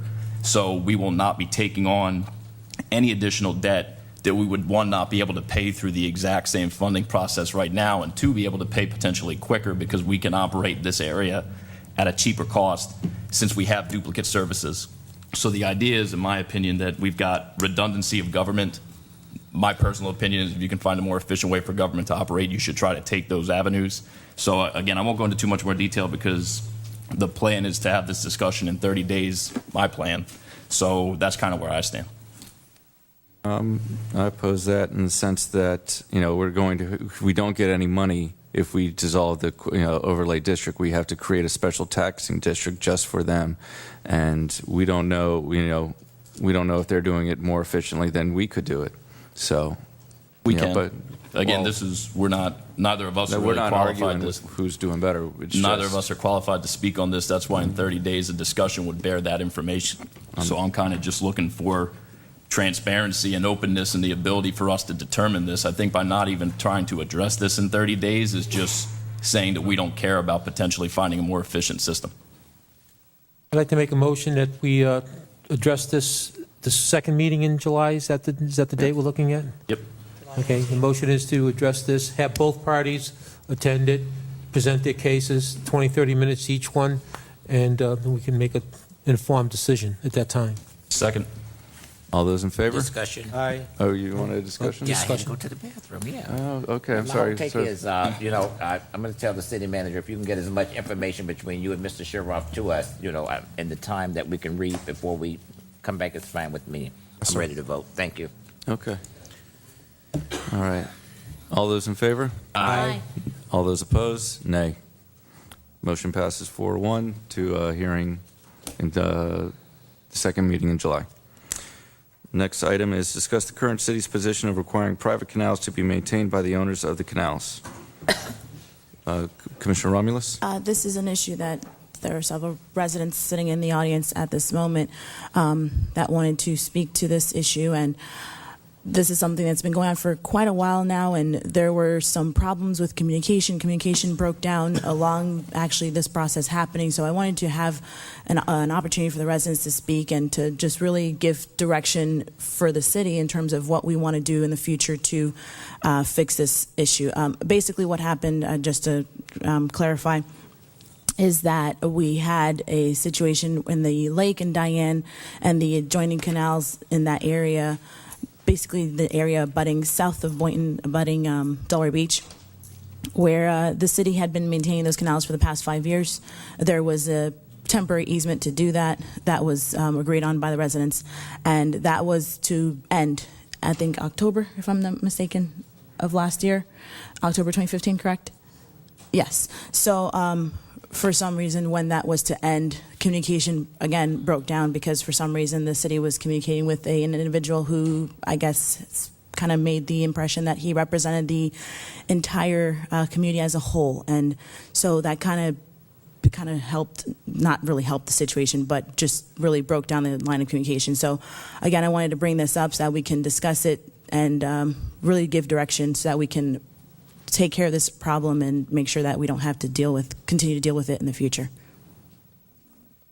Commissioner Romulus, I want to tell you personally, thank you for bringing this up. This has been a problem ever since I can remember sitting up here, from the time I began sitting up here. And we do need to make sure that we could do something that we can bring closure so that the city will have directions and also the citizens themselves will have directions. So Absolutely. This will not keep repeating itself, because every year it's almost like a repeat when the canal problem starts. Glad you brought it up. Do you have anyone you would like to speak? I think there are a few residents who they're wanted right to speak there. to it. Ms. All Agee? right. And I just kindly request that you keep it to 3 minutes or less. Is there a way that Colin could kind of explain the situation from the city's perspective to? We can do it after. I prefer the city go after. I'm going first. There are a number of people in the audience that have waited and are interested in the subject. First of all, I want to say thank you Could you Commissioner, pull the I wanna mic? say, And can you please state your name? Oh, I and- have to give you my name and There you go, address. thank you. Yes, please. I'm Beverly Agee, and I live at 832 Southwest 33rd Place, which is on plat number 4, south of Mission Hill and east of the E4 Canal, which is cleaned, supposedly cleaned by the Lake Worth Drainage District, maintained by the Lake Worth Drainage District. Okay. I want to first of all, I want to say thank you to Commissioner Romulus for putting this on the agenda, giving us a chance to give the commission some information. We did have a meeting May 23rd, but I don't think we had a chance to give the full commission all the information that we have. I want to say hello to the mayor and all the commissioners, and I want to acknowledge the city manager and the city attorney and the city clerk. I want to thank Commissioner McCray for mentioning that he's been here a couple of times on this issue, because this is my third time on the issue. It has been going on I've lived in this city for 18 years, and in those 18 years, this is my third time, and each time the commission has gone forward and said they would clean the canals, and they've done it. I will explain the past. Actually, the commission has cleaned these canals, even though the thing on the agenda says these are private canals. The city has been cleaning these canals, and we're talking about, and I'm going to submit at the end what is called Lake Eden Plat 4, and then the other one is Lakeview Harbor. There's really no issue with Lake Eden Plat 2 because there's no canals there. Anyway, they have been cleaning them for 44 years, since 1972 or 73, 44 years. The interesting area where I came in was in 2002. And I'm not going to give you a whole bunch of information because all this is part of the record that the city attorney has and that the clerk has. And I was going to give you a lot of information, and then I realized these are all part of the city's records. So you've been doing it under, as the issue being that these are canals to be maintained by the city. Now the issue is, are they public? And the definition is for it to be public and to be done by by public money is that it's open and used by the public, as contrasted with a private situation where it's not to be, where the public has no right to travel. Every case I looked at, and I've discussed this with others, involved roads. I never found a canal case. People have there will be people speaking who are more familiar even than I am, but they do have, we know that people go in and out of our canals, the public uses it, and it is a public canal because the public has not been told that they can't go down there. We haven't blocked them. We haven't put no trespass signs on them, and we have viewed them as a public canal. What I'm here for and what I'm surprised about is the notice issue, which I think Commissioner Casella mentioned, or Commissioner Romulus, excuse me. We didn't get notice. And we had a 5-year, and the history is that in '69, the city said we're not going to develop any more projects, and they have to, if they have canals, they have to be private. But what happened is when a couple of projects came forward, and the two projects are the ones I mentioned, when those projects came forward, they were given, they were maintained, even though they were supposed to be private. What happened is individuals will be calling their commissioner, they would call the Public Works Department, and they would go out and either put pellets on or spray. It was done in the 70s. 1973 is one document you should look at. 1982 is another document you should look at. All these are documents in which the city agreed to spray. Now, I come along in 2002. I came here in 98, and I come along in 2002.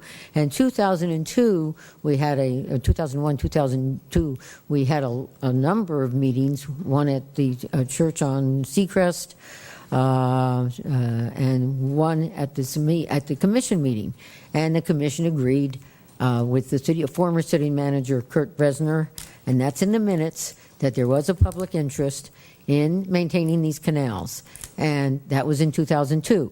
So Beverly, can you finish up in the next 2 minutes? Oh, yeah, well, I'll go faster. Okay. Please, let me finish, because this is important. In 2010, we didn't do any licenses between 2002 and 2010, although that was supposed to be done. 2010, we again came back. They said they wanted not an easement, but a license from us. Okay. We all gave licenses, or most of us gave licenses, and the city maintained it for another 5 years, okay? So that's 5 years. Now we come to December 2015. Nobody's notified that is officially. I'm talking about a letter. A letter should have gone to all the residents saying, okay, come and talk to the commission. We're not going to maintain them anymore. We would have brought you the evidence of the public nature, which is what's going to happen tonight. People do use these canals, and they are public. Doesn't matter what the words in your documents say. They are public. Public bodies can't appropriate funds without a reasonable and adequate public interest. We have a reasonable and adequate public interest. And then I want to mention two things very quickly about the difference between the plats. The plats are documents that the developer has to file. In the plat that involves the one I live at, which is plat number 4, the following language is used. Canal easements shown herein are not part of the Lakeward Drainage District, and the canals within said easements are for the use of the adjacent thereto and are not to be obstructed. So we can't obstruct them. We can't put no trespass signs. But in addition, this has the Grimes Manufacturing Company, which built the plat number 4, surveyed and plat. The Grimes Manufacturing Company has caused the platted area to be surveyed and platted as shown hereon, and hereby dedicates to the perpetual use of the public the right-of-ways and easements shown hereon for the purposes expressed. In other words, we were given no notice that we were supposed to maintain these canals, and we were given notice that they were public. That's for plat number 4. There's a difference in the plat for the Lakeview Haven. Sorry, thank you, Lakeview Haven. In those, they were notified that they were that the builder was telling them through the plat that they were going to be responsible. Okay, that doesn't matter, because what really matters is you agreed in 2002 and 2010 that you would treat them all the same. Although they have different plats, you would treat them the same. You would treat the east of the E4 Canal, plat number 4, and you would treat the Lakeview Harbor the same way, even though the plats are different. I want to get to the point I want to make. You didn't give us notice. It was so detrimental to us that I'm going to argue another issue. It's egregious. Excuse me, do you plan on suing the city? We're not at that stage. We're trying to talk to you. I mean, but this is for the city I'm a lawyer. to run its, I am trying to talk run to you. its meetings, and Mayor, you can set up meetings with us, but trying to use everyone's time here. You've already spoke for over 8 minutes, and so I'd like to. Okay, let me finish then, and just tell you in about the next 2 minutes, please. I'm going to Thank talk. you. If I've talked that long, I'm not fast enough. I needed you all to understand the history, because you all are new, except for Commissioner McCrae, who remembers my coming in 2002 and 2010. I'm sorry. Mr. Mayor, I'd like her to extend the time, because this is like a informal. This is a formal, and I understand that. I'm learning here, and discuss it's it, interesting. but if it's going to take an hour, I think we need promise to. it won't take an hour. It takes an hour. Let's let a lady make. talk. I have one Beverly? more point to make, and we've all waited. Go ahead. Beverly, I'd like Thank to apologize on behalf of the commission for what just happened. Please continue. Thank you. I just have one more point to make. I had a whole bunch of points to make. I'm going to make 2 more points. One is the argument of estoppel, which I tried to make in 2002. You're stopped from arguing these are not public. These are public canals. Now, can the issue of public become one of estoppel. That issue becomes whether the Constitution, which the Florida Constitution, does require public monies to be used for public interest, for public ventures, for the public. We think we are the public. We think that the people who use these canals, not us, the people who come down our canals are the public. They're not the 75,000 who live in Boynton Beach. They're the thousands who actually are fishermen, boaters, jet skiers, whatever. They come, the bass fishermen are the most, they come all the time. It's great bass fishermen if you'd like to come. What we're arguing is that we are the public, and we have this year an issue of estoppel. Every time I've raised that, I've been told that there's no estoppel because there's been no damage. Well, we have damage. We did not get notice, and by not getting notice, we didn't realize the city was changing its position. After 44 years of cleaning these canals, the city decided that they weren't going to do it anymore.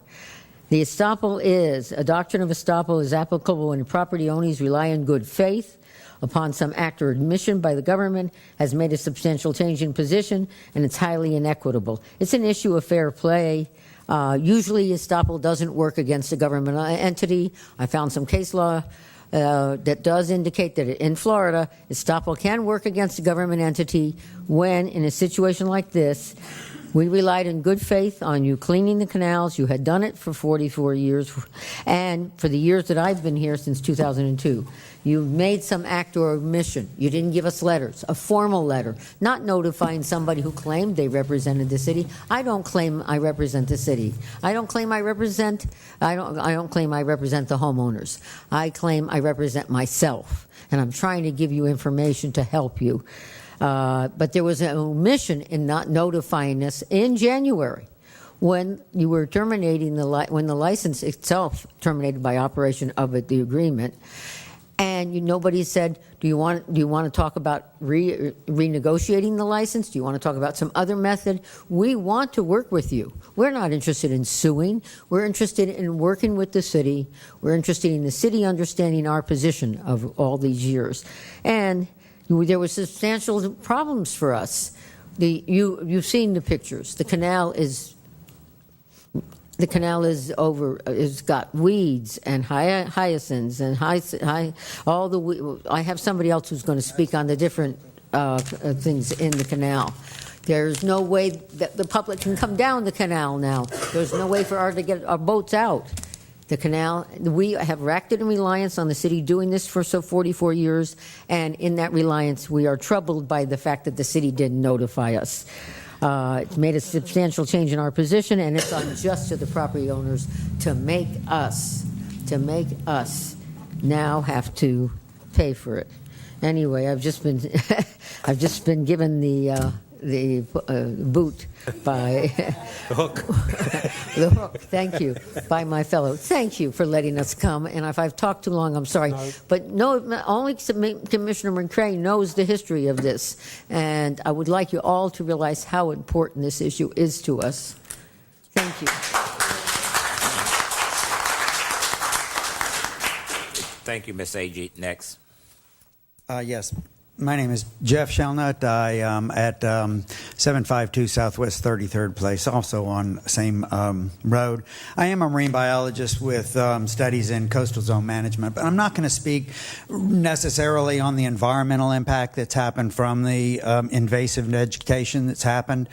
I'm more going to speak on, I'm disappointed in our city right now, quite frankly, because we were not given notice, and now what it's created, that it's worse. It's created an environment for the health risk of our entire county.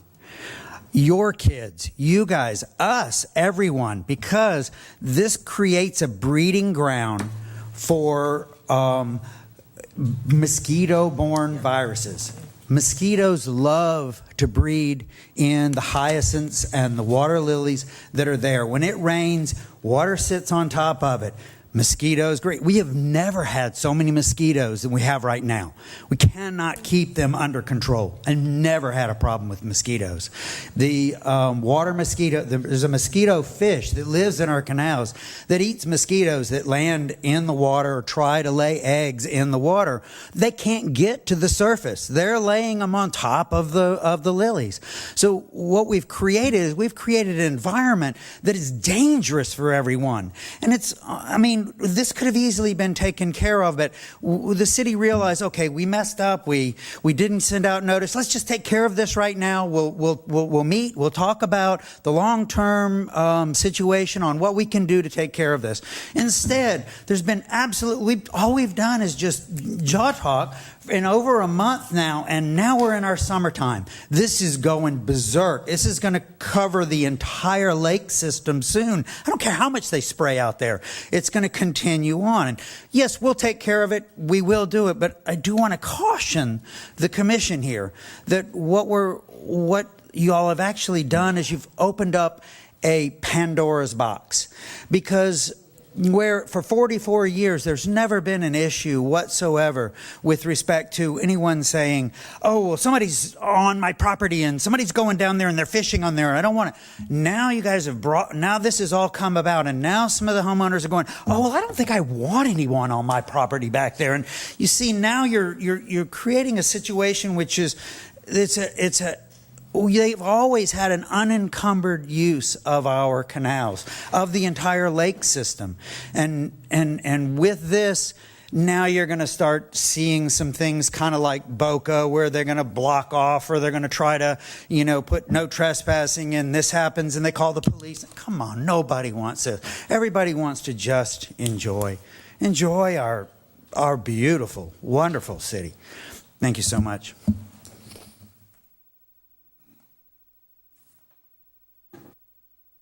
Iro, 822 Southwest 33rd Place. I'm a neighbor of Jeff and Beverly. I'm sorry. Okay. I just came here to say I don't know the legalities of any of this. I've lived there for 17 years, and the city has taken care of the canal the entire time I've lived there.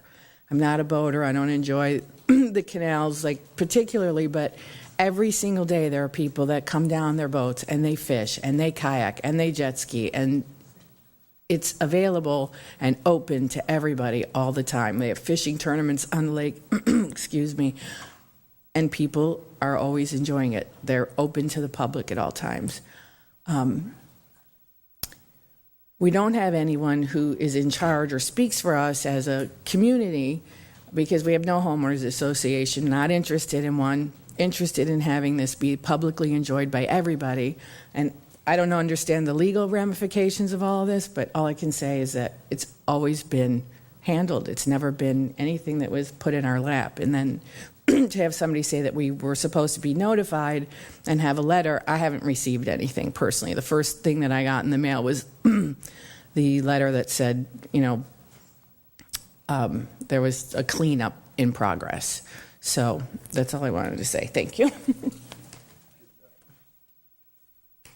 Hi, my name is Stephanie Blaze. I live on Diane Drive, 3408 Diane Drive. I'm very close to the north end of the street where the culvert is and where the winds blow.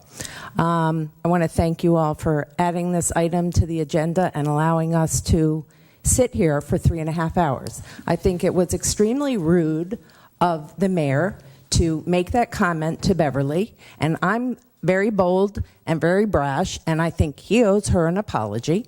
And we have taken our time, not only met and sat there on May 23rd for a meeting, but now we're dealing with some new faces and some young people, and you need to hear the history. I have lived on that street for 30 years. I don't mind not having the jet skiers and the bass fishermen coming down the canal at 7 o'clock in the morning because they can't get it. Because I like to lay out on my pool deck with not too much on, and that's not private at all. I have an open seawall. They can see whatever they want to see, but they can't come down it now. But I don't like the way it looks. It is also a health hazard. You have birds walking across. We don't know if there's alligators in that canal. It was alligator mating season. You know what happened in Orlando. You are taking the risk, the liability of something happening on that canal, and I think you need to be aware of all of that. It's thick. Birds are walking across it. Rodents are walking across it. Rats, raccoons, everything that carries disease. I'm in the medical profession. I don't think anybody wants to have that on their hands, people getting sick because of that canal situation.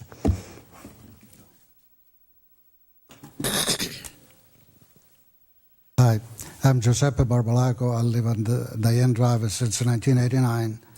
The canal has always been clean. My kids, they used to water ski, do anything, jump in there. Now it's a mess. The water starts to stink. Last week, the city sent a few workers there. They clean up a little bit by the culvert there. Now somebody put a net to stop the debris to go through. And also yesterday I went to the culvert and I put a stick down, and I will say there is about a foot of sand inside the culvert. It's not clear. That's why the weed don't flow. Okay, thank you.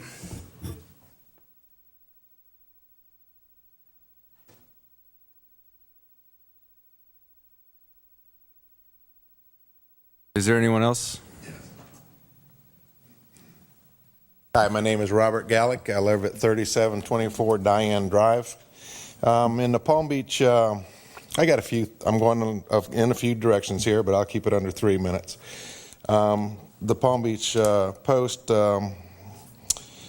said that not all residents were notified, said Colin Groff. I don't know if that was true or not. I know I wasn't. I don't know of anybody else on my street or that I've talked to yet that was. And I would say that not all would be something that you'd say where if you got 90% of the people. We didn't get any of the people that I know of. This has been a public use canal. I do a lot of bass fishing. I've been down in the other 4 canals. I've fished there, fished mine. I guarantee you that if you stopped anybody at the bridge coming into the canal and told them, hey, you can't come in here, this is private property, you'd probably get the finger, they'd go right on through. Because I consider all the other canals to be public property. Everyone who uses Lake Ida considers them to be public property. I'm trying to sell my house. I have people coming to say, does this place look like this all the time? I have a brand new neighbor that just moved in. He says it wasn't like this when I came and viewed it. About 4 months ago you came? So, and now it's bad. And I know there's no raccoons walking across the thing, but I can tell you the birds are there. There's more stuff out there now than there's been forever. You guys have maintained that property for 44 years. I've owned my lot for 28 years. I built on it 12 years ago.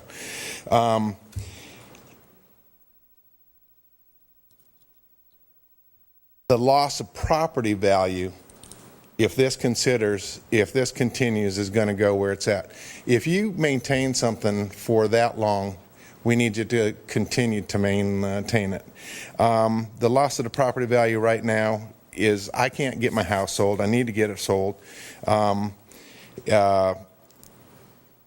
If you all need to also possibly, if you can't get it done tonight, maybe you can talk to Lake Worth Drainage or Palm Beach County, because those might be other people that could help us to get this sprayed, to get it done. Because the weeds do flow down Hunters Run Canal. They blow out into Lake Ida, and then from Lake Ida they blow into the canals. And then once they're in the canals, quote, the runoff, the fertilizer, everything, that's also coming down from Hunters Run Canal. That fertilizes the weeds, and they're trapped in there. They can't flow out, and they continue to grow. And now we're in a position, because you all have allowed that to happen, to where that can't be maintained easily. It can't be taken care of easily. Our canal is full from side to side. It is. We have people right now, and this is something that I just saw. We don't have a homeowners association, and there's not a good way of taking care of this. I understand that you guys have made some sort of a deal with one of the homeowners that put him in charge. He's the director of the cleanup on Diane Drive Canal. I don't know anything about that. You all have had city equipment down there taking out and removing weeds on the other side. Today I see somebody strung a net across the canal to keep the clean part so that their homes aren't like that. The whole rest of the canal is full of weeds. This is not, you guys need to maintain this. This is the city of Boynton Beach. We need to get it taken care of. You guys did a good job. Like Vice Mayor McCray said at the beginning of this, get on board, make it happen. Let's get it done, please. Thank you.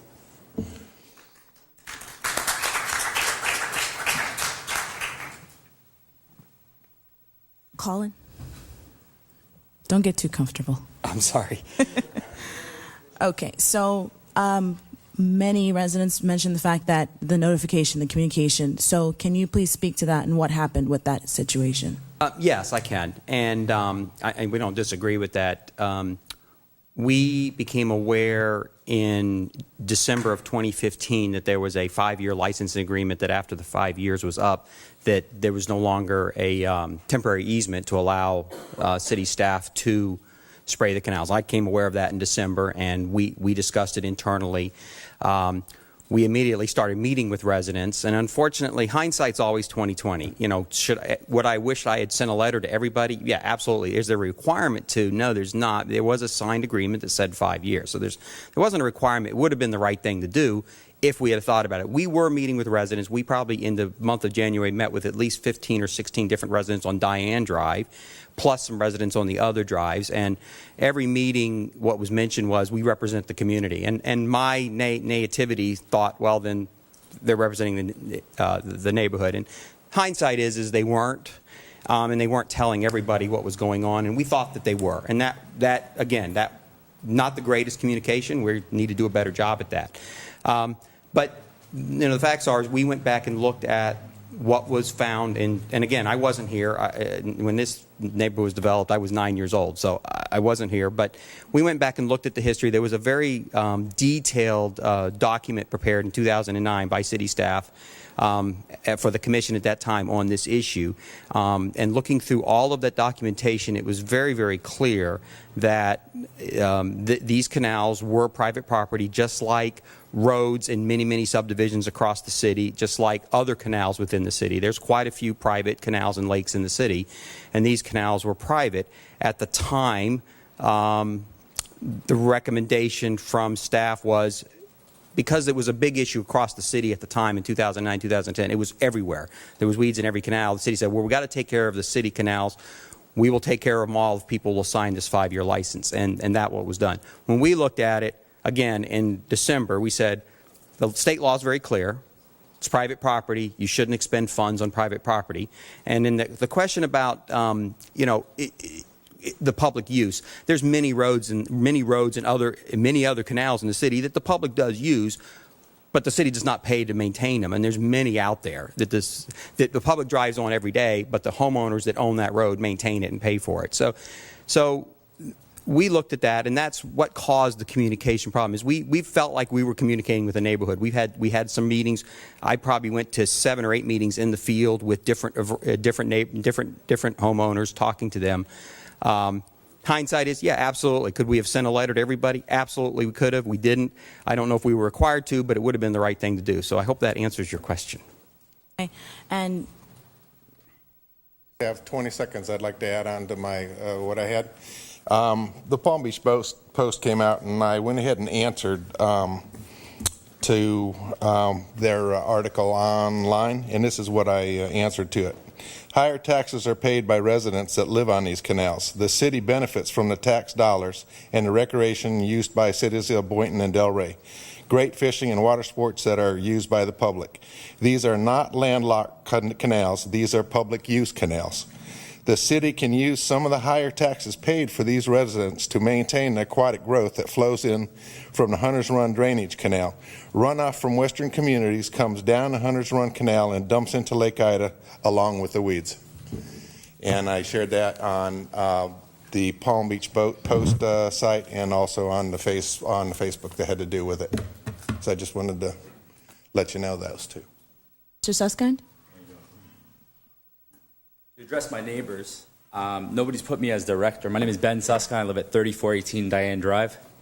In the past week, I've begged, asked neighbors to assist I believe the best move to progress is action.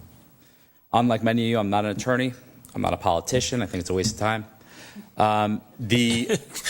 You're right. Okay. I hope all of you do more exciting things. We're trying to get out of here. The things that were done by myself, 90% with my money, was to help alleviate part of the problem. When I spoke to Mr. Groff, he said, hey, the city can help out a little bit, but I can't move funds, right? So at that time, I said, I will put my own time, my own employees from my company on the water to do what we can. The net across right now holds between my property and the property across from mine.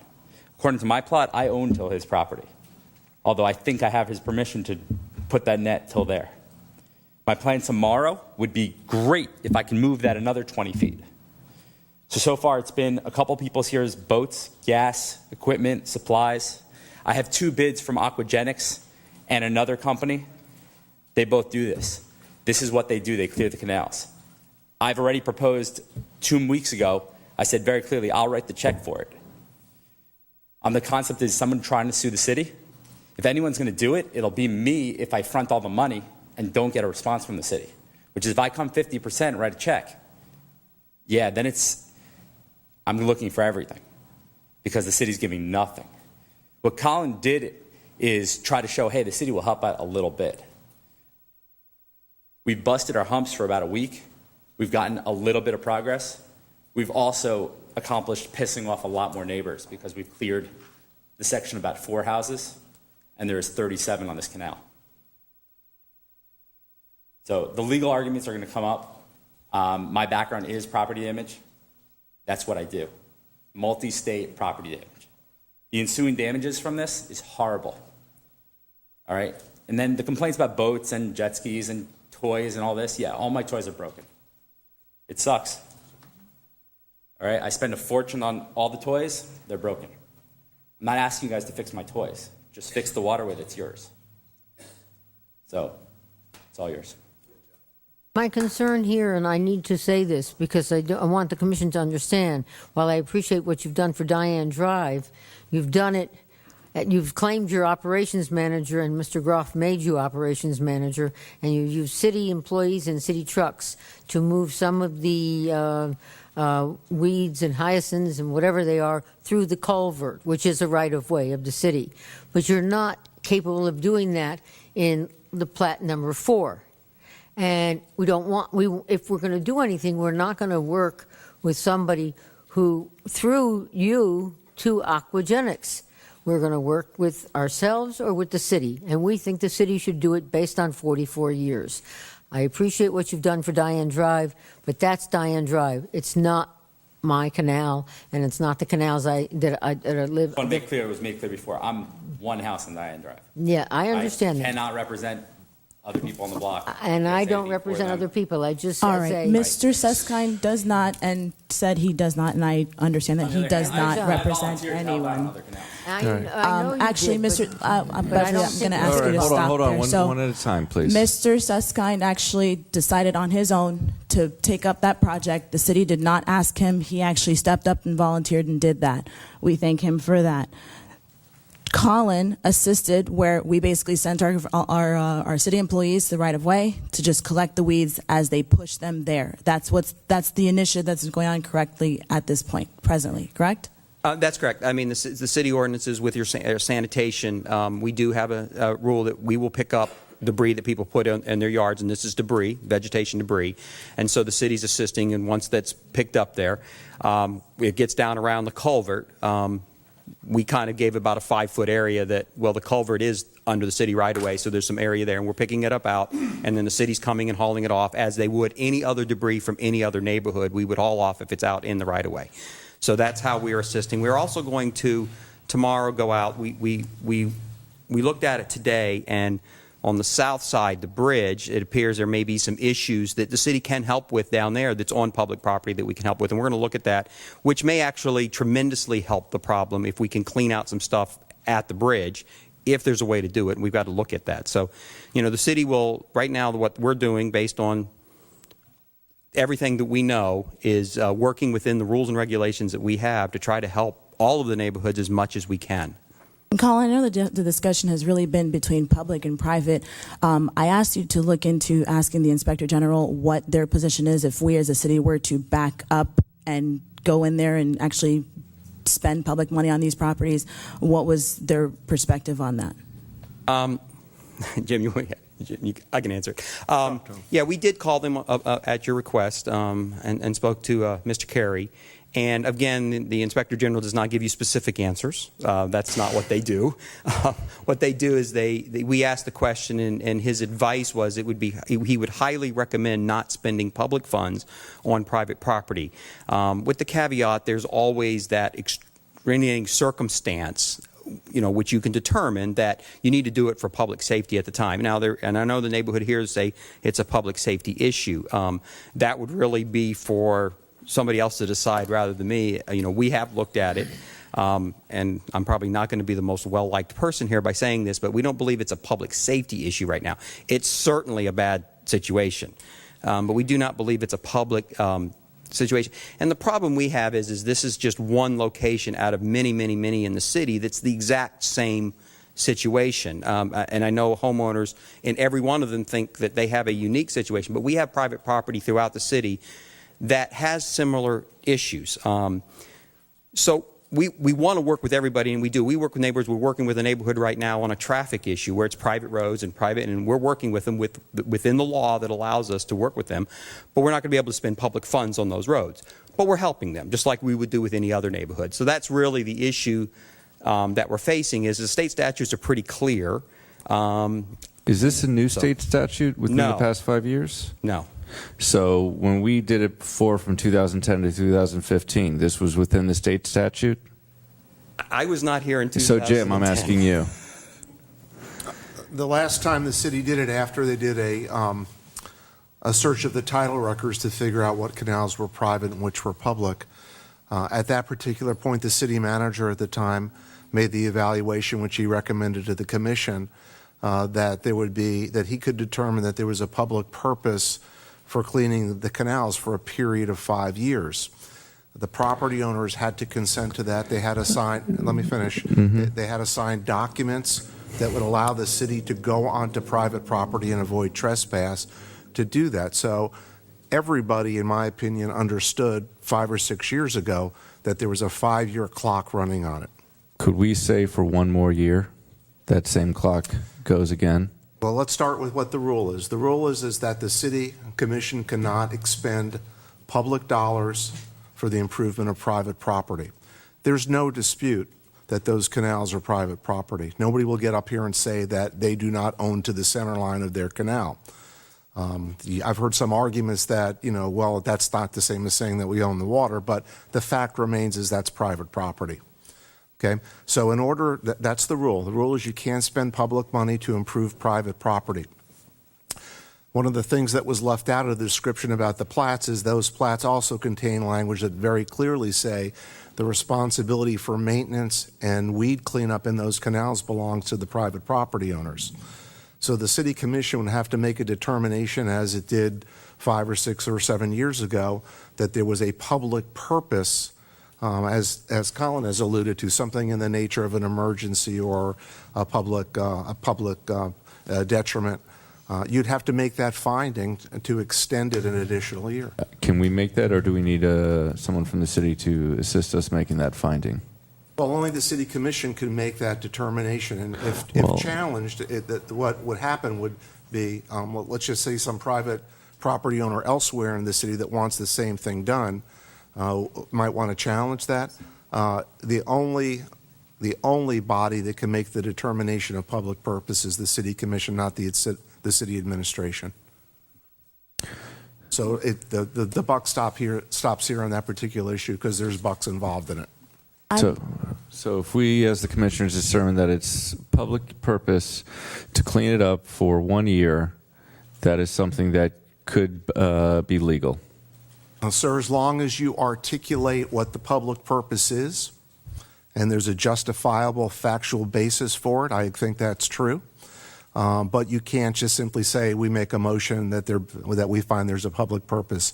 Somebody on this commission is going to have to make the argument for that based upon fact, and the rest of the commission is going to have to agree, or at least a majority is. The public purpose that, as these residents have been alluding to, is the fact that their property taxes, they're basically their property values are going down. They're being affected. They can't sell their homes. That's not a public purpose. That's not a public purpose. No, and let me just add something to that. There was a comment made, sir, I think you made it, that you pay additional taxes and therefore, in a sense, that you should get an additional benefit or service from the city. There's no legal basis for that. If you think about that to its extreme, what that would really mean is that affluent individuals that own higher value property would be entitled to more services than people who don't have that ability or don't own that level of property. Can I make the? I'm glad you talked You mind if I want to speak real quick answer. so I can find the public purpose? All right. I have the flyers in the back about the Zika virus. Someone mentioned there's an enormous amount of mosquitoes. So based upon the Zika virus that is currently affecting South Florida, I find it in a public purpose that we need to clean up the canals for 1 year. I'd like to make a motion to extend the cleanup effort for 1 year. Make it very clear in the language that we will not go back past that point. We will stop at that point. I'd also like to ask that we get in touch with the county to set up a MSBU like we discussed. That way, in that 1 year time frame, as we're taking care of this, they can continue the effort thereafter to continue, and we don't have to continue to deal with this and have this back and forth every single year. Commissioner, I would ask you to add to that the property owners provide the requisite consent to enter onto private property to do that. And that the Absent that, properties- we're trespassing. And that the That would be property fine. owners provide the requisite consent to allow us on their property. And at the 1 year mark, before that time, couple of months, a couple of weeks in advance, that we provide proper communication to each and every single resident through letter, paper form, that we are done and that the process is Do you want to ending. say 4 weeks, 30 days notice? 60-day notice. 60-day notice. We could provide that in the consent document and eliminate the need for that additional That's notice. okay. We'll send out the extra mailing. Colin? Colin? I had some questions anyways to clarify the direction, but go ahead. I'm sorry. You say that there's other canals, privately owned canals, that have the same issue here. Well, there's other private canals that will have the same issue if they weren't maintaining So them. would They are maintaining them. Would that, so now we're bringing the Zika virus into this thing. Would they be subject, could they come before this commission and say, look it, Well, there is an agency that does spray for mosquitoes and all that, and we can certainly, if that's an issue, we can certainly get with that that's agency what I'm saying. to do Can we spraying. take care of the mosquito problem without cleaning Absolutely. canals? Yeah. The question this is a slippery slope to get on. Right. It's a slippery slope to get on cleaning private canals. And I understand the issue, and I've heard them all. 44 years we've been doing this, so some of you people have been living there quite a long. So 5 years ago, when you signed that document, it says, listen, we're done after 5 years, that was kind of like a notification. You might have forgot about it or not.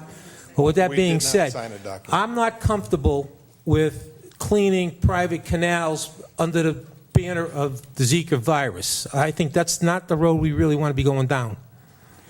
Just to clarify, okay, go ahead. I'm sorry. not that we're cleaning, we're spraying, which according to documents, we're spending about only $3,000+ to do that over a year time frame. That's all it would cost us, correct? The cost estimates we've received to spray. Again, there's two different subdivisions, 5 canals total.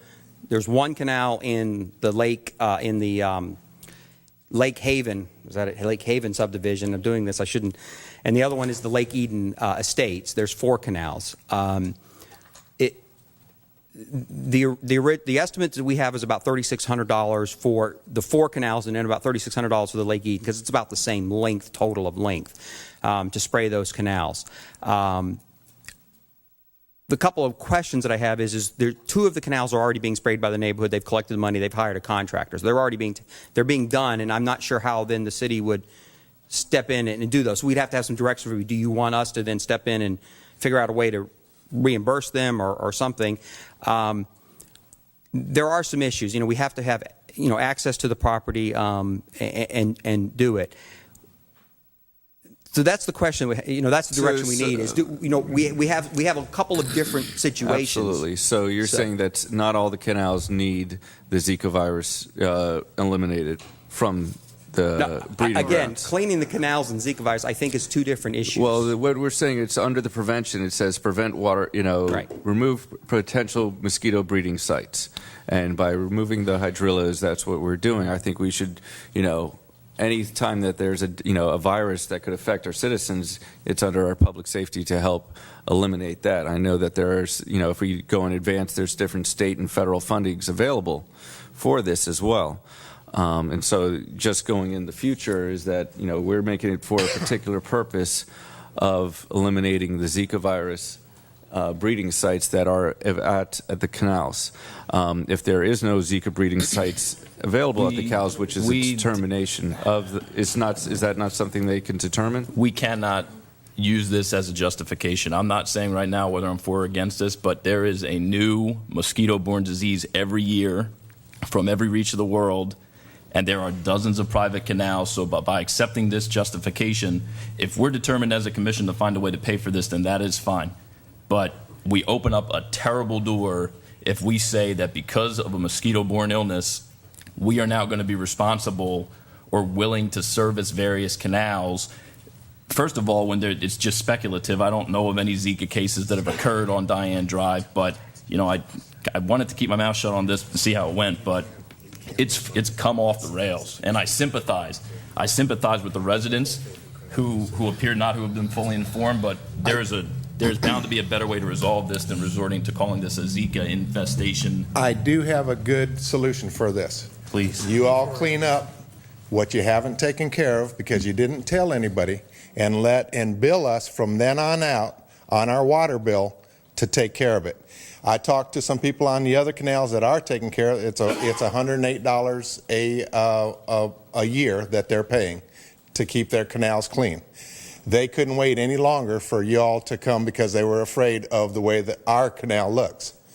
So if you all clean up, you guys have already acknowledged that you should have and could have and might have done a better job of taking care of the canals, clean them up first, and then let us, through our water bills, you all administrate it because we don't have a homeowners associate, charge us on our water bill the $9 a month or whatever it is to take care of it, and I think everybody would be very happy with the city of Boynton Beach.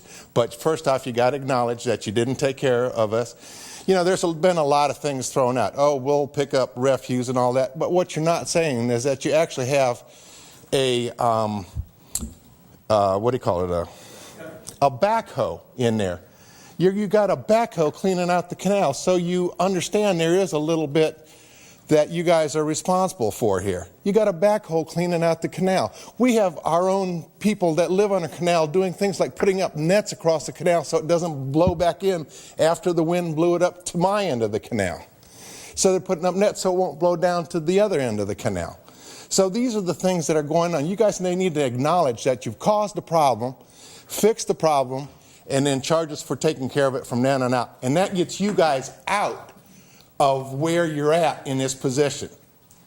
Take care of the problem that you caused, then go ahead and charge us from then on out. It's going to take you 4 months of spraying the canal. You guys don't have to bring in a harvester. I know some people want a harvester. You don't need to do that. And I'm sure the people that are on our canal would be willing, and it's going to stink. They're going to spray and they're going to sink and they're going to stink. It'll take 4 or 5 weeks and it'll all be taken care of. And then charge us through our water bills to take care of the canals. And you guys are alleviated of the responsibility. You put it back on our shoulders where you believe it belongs. A lot of things have been said here. I own all the way to the other side of my canal. I don't own out to the middle. I go out to the middle. I came and pulled a permit, and the guy laughed at me. He said, "I don't see why you couldn't put in a toll booth."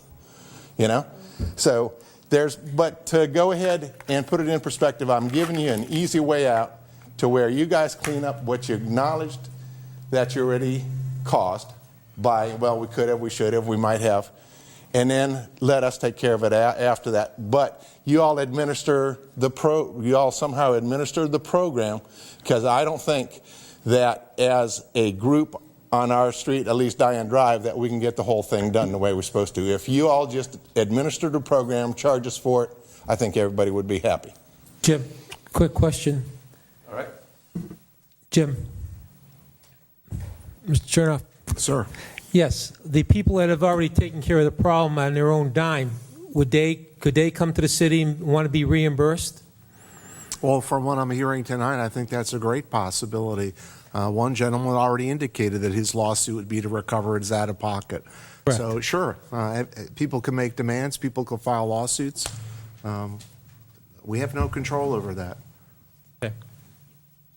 My question is not a question. My comment is, first of all, if that was a 5-year agreement, I'm not going to sit up here and let somebody tell me that we caused the problem. I'm just saying, 5 years means 5 years. But ever since I've been up here, there has always been a problem with the canals over in that location. Now, for 44 years, we've been going on people's property doing whatever we had to do on the property. So I'm trying to figure out now, why do we have to do something different if you've been doing it before? And my whole take is that it's been a problem from day one since I was elected up here. Every time the canals came up, like they said, Kurt Bresner, he was before Lori Rivera, she was the assistant city manager. And we always had these problems, and we gave them a 5-year thing saying at the end of this, it would end. Now somebody's saying that we dropped the ball. I'm just saying, if that was an agreement, I'm just saying that the previous individuals that sat here before said 5 years we're through. We need to be through. Yes. Yeah. So there was a motion by Commissioner Romulus that there was a finding that removal of the Zika virus is for a public purpose to clean up the canals over in Lake Ida and Lake Eden after getting a license from all the affected property owners and with a 1-year term with 60 days notice. Do I hear a second? All right. Being no second, is there any further comments from the commissioners? Well, I'd like to make another motion that we at least create the MSBU. That way we can help the residents have a long-term solution to this issue and it doesn't continue and we don't have to keep bringing this up every single year, every instance where we have weeds growing up and the city stops taking care of it. What is MSBU? Further explanation on that. Let Jim make a Colin? suggestion. An MSBU is a municipal service benefit unit or taxing unit. They are created by the county, not by the city. So the city administration would have to go to the county, pitch the concept. The way that works is then it is a taxing unit. It ends up on your tax bill. The cost is spread in that particular manner. And then the funds that are generated from that are used for the specific purpose of canal cleanup or something of that nature, treatment, cleanup, whatever the case is. Comments. One, the lake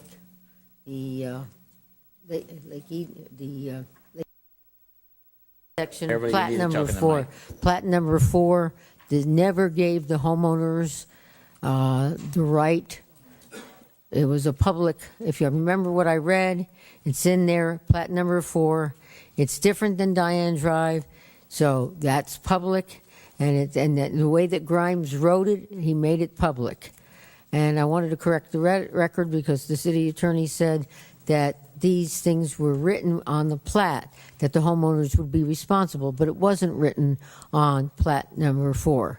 That's the problem. Second thing I'd like to say is that many of us sent in money to the city, and we would like to work with the city.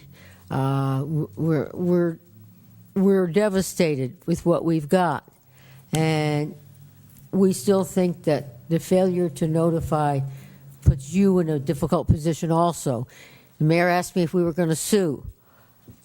Do you really want a lawsuit over the fact that you didn't notify us, when you should have, could have, and would have?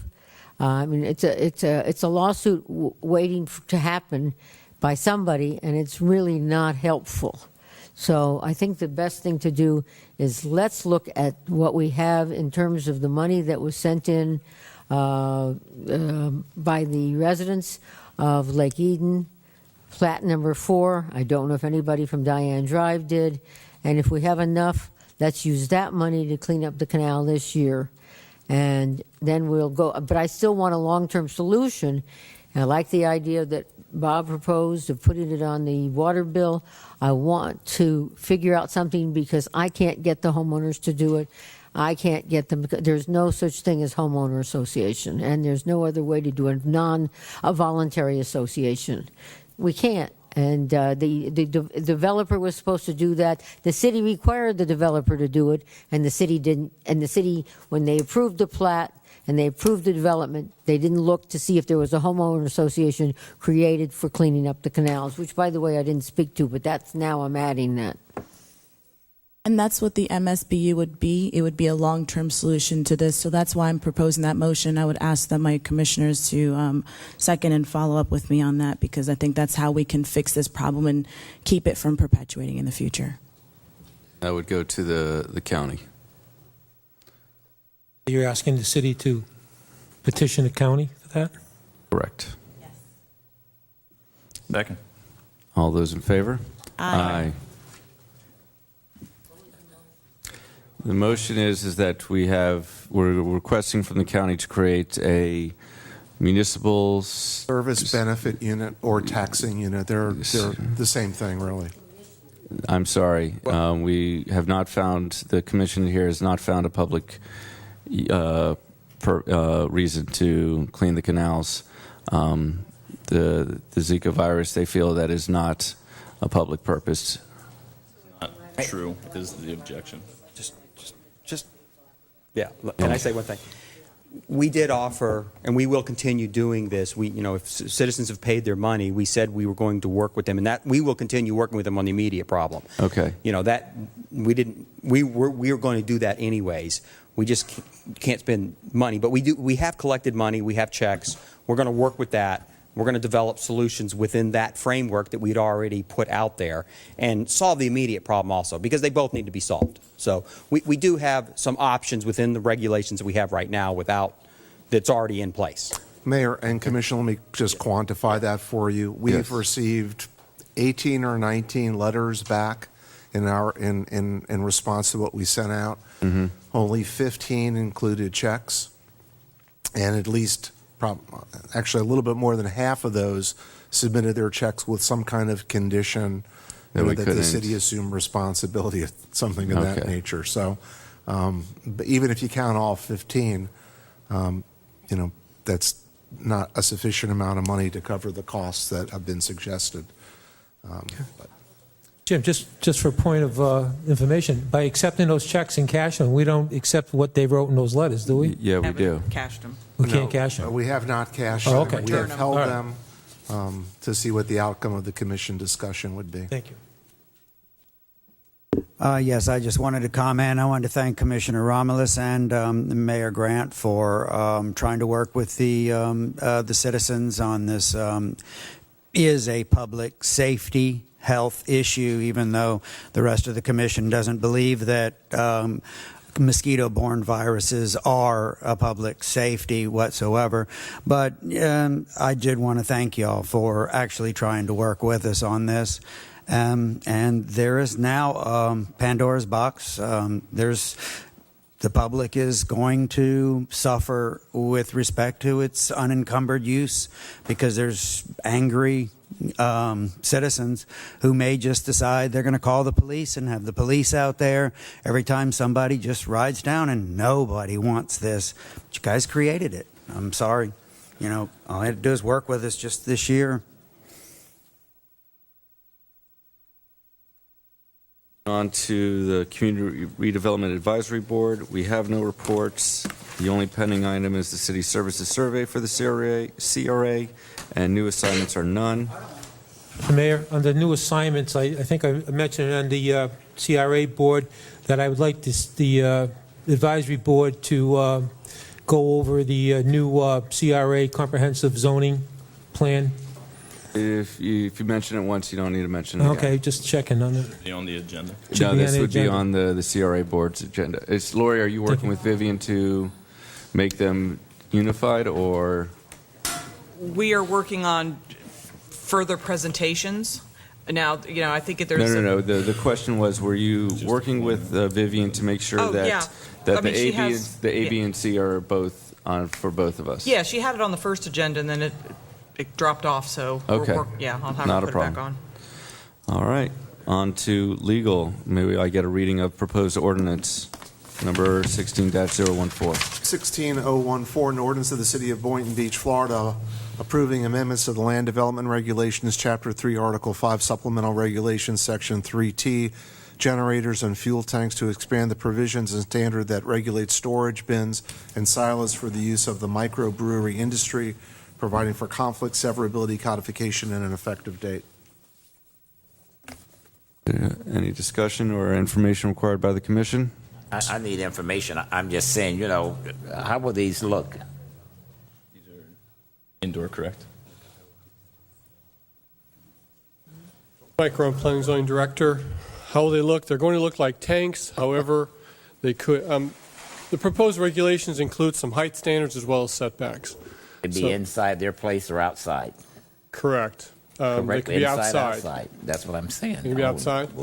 They could possibly paint them to match a little bit of their branding, logos. They would be allowed some signage on them. What's or the they height? could be basic steel. What's the height we're talking about?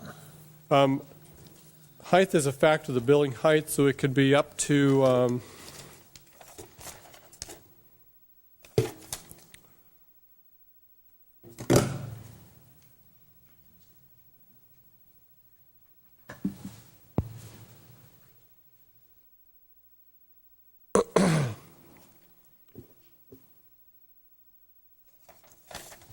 so here it is. Zoning district height, which is in the M1 zoning district, it's 45 feet or 10 feet above the structure if it's less than the maximum height. So if you have a 25-foot high structure, you can go to 35 feet high with a tank. So you're saying it goes above the structure? It could go up to 10 feet above the structure, but not in excess of the maximum height of the zoning district. I'm confused. What about the roof?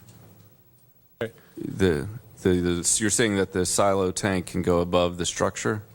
A maximum of 10 feet above the existing height of a structure. Outside the structure? Correct. Okay, now I get it. Yeah, I'm Outside sorry, because I thought storage. you said inside.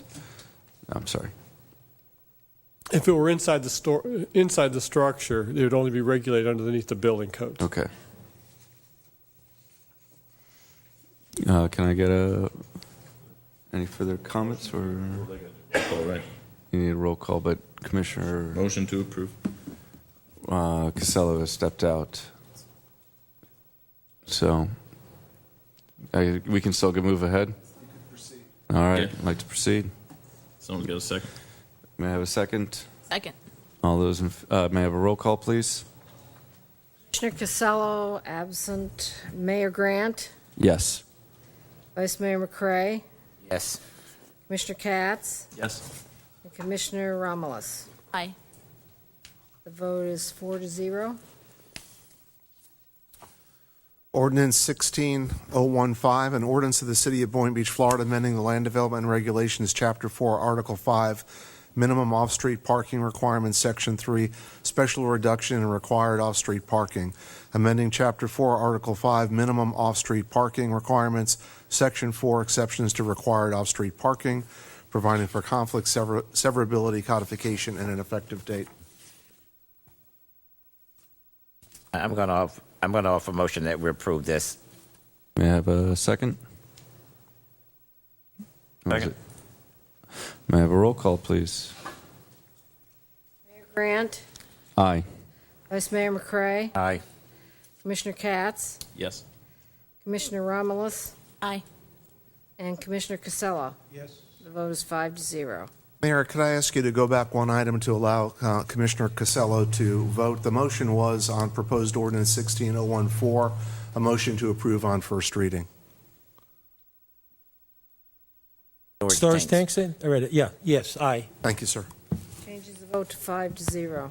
Thank you. On to item C. Item C is a request for a closed-door session now on two cases. One is the Fernando Bass case. The style of the case is listed in the agenda backup. And I've requested at agenda approval to add also a closed-door session on the case City of Boynton Beach versus Frank Janetz et al. Together, I think the two cases would take approximately 1 hour to discuss and conclude.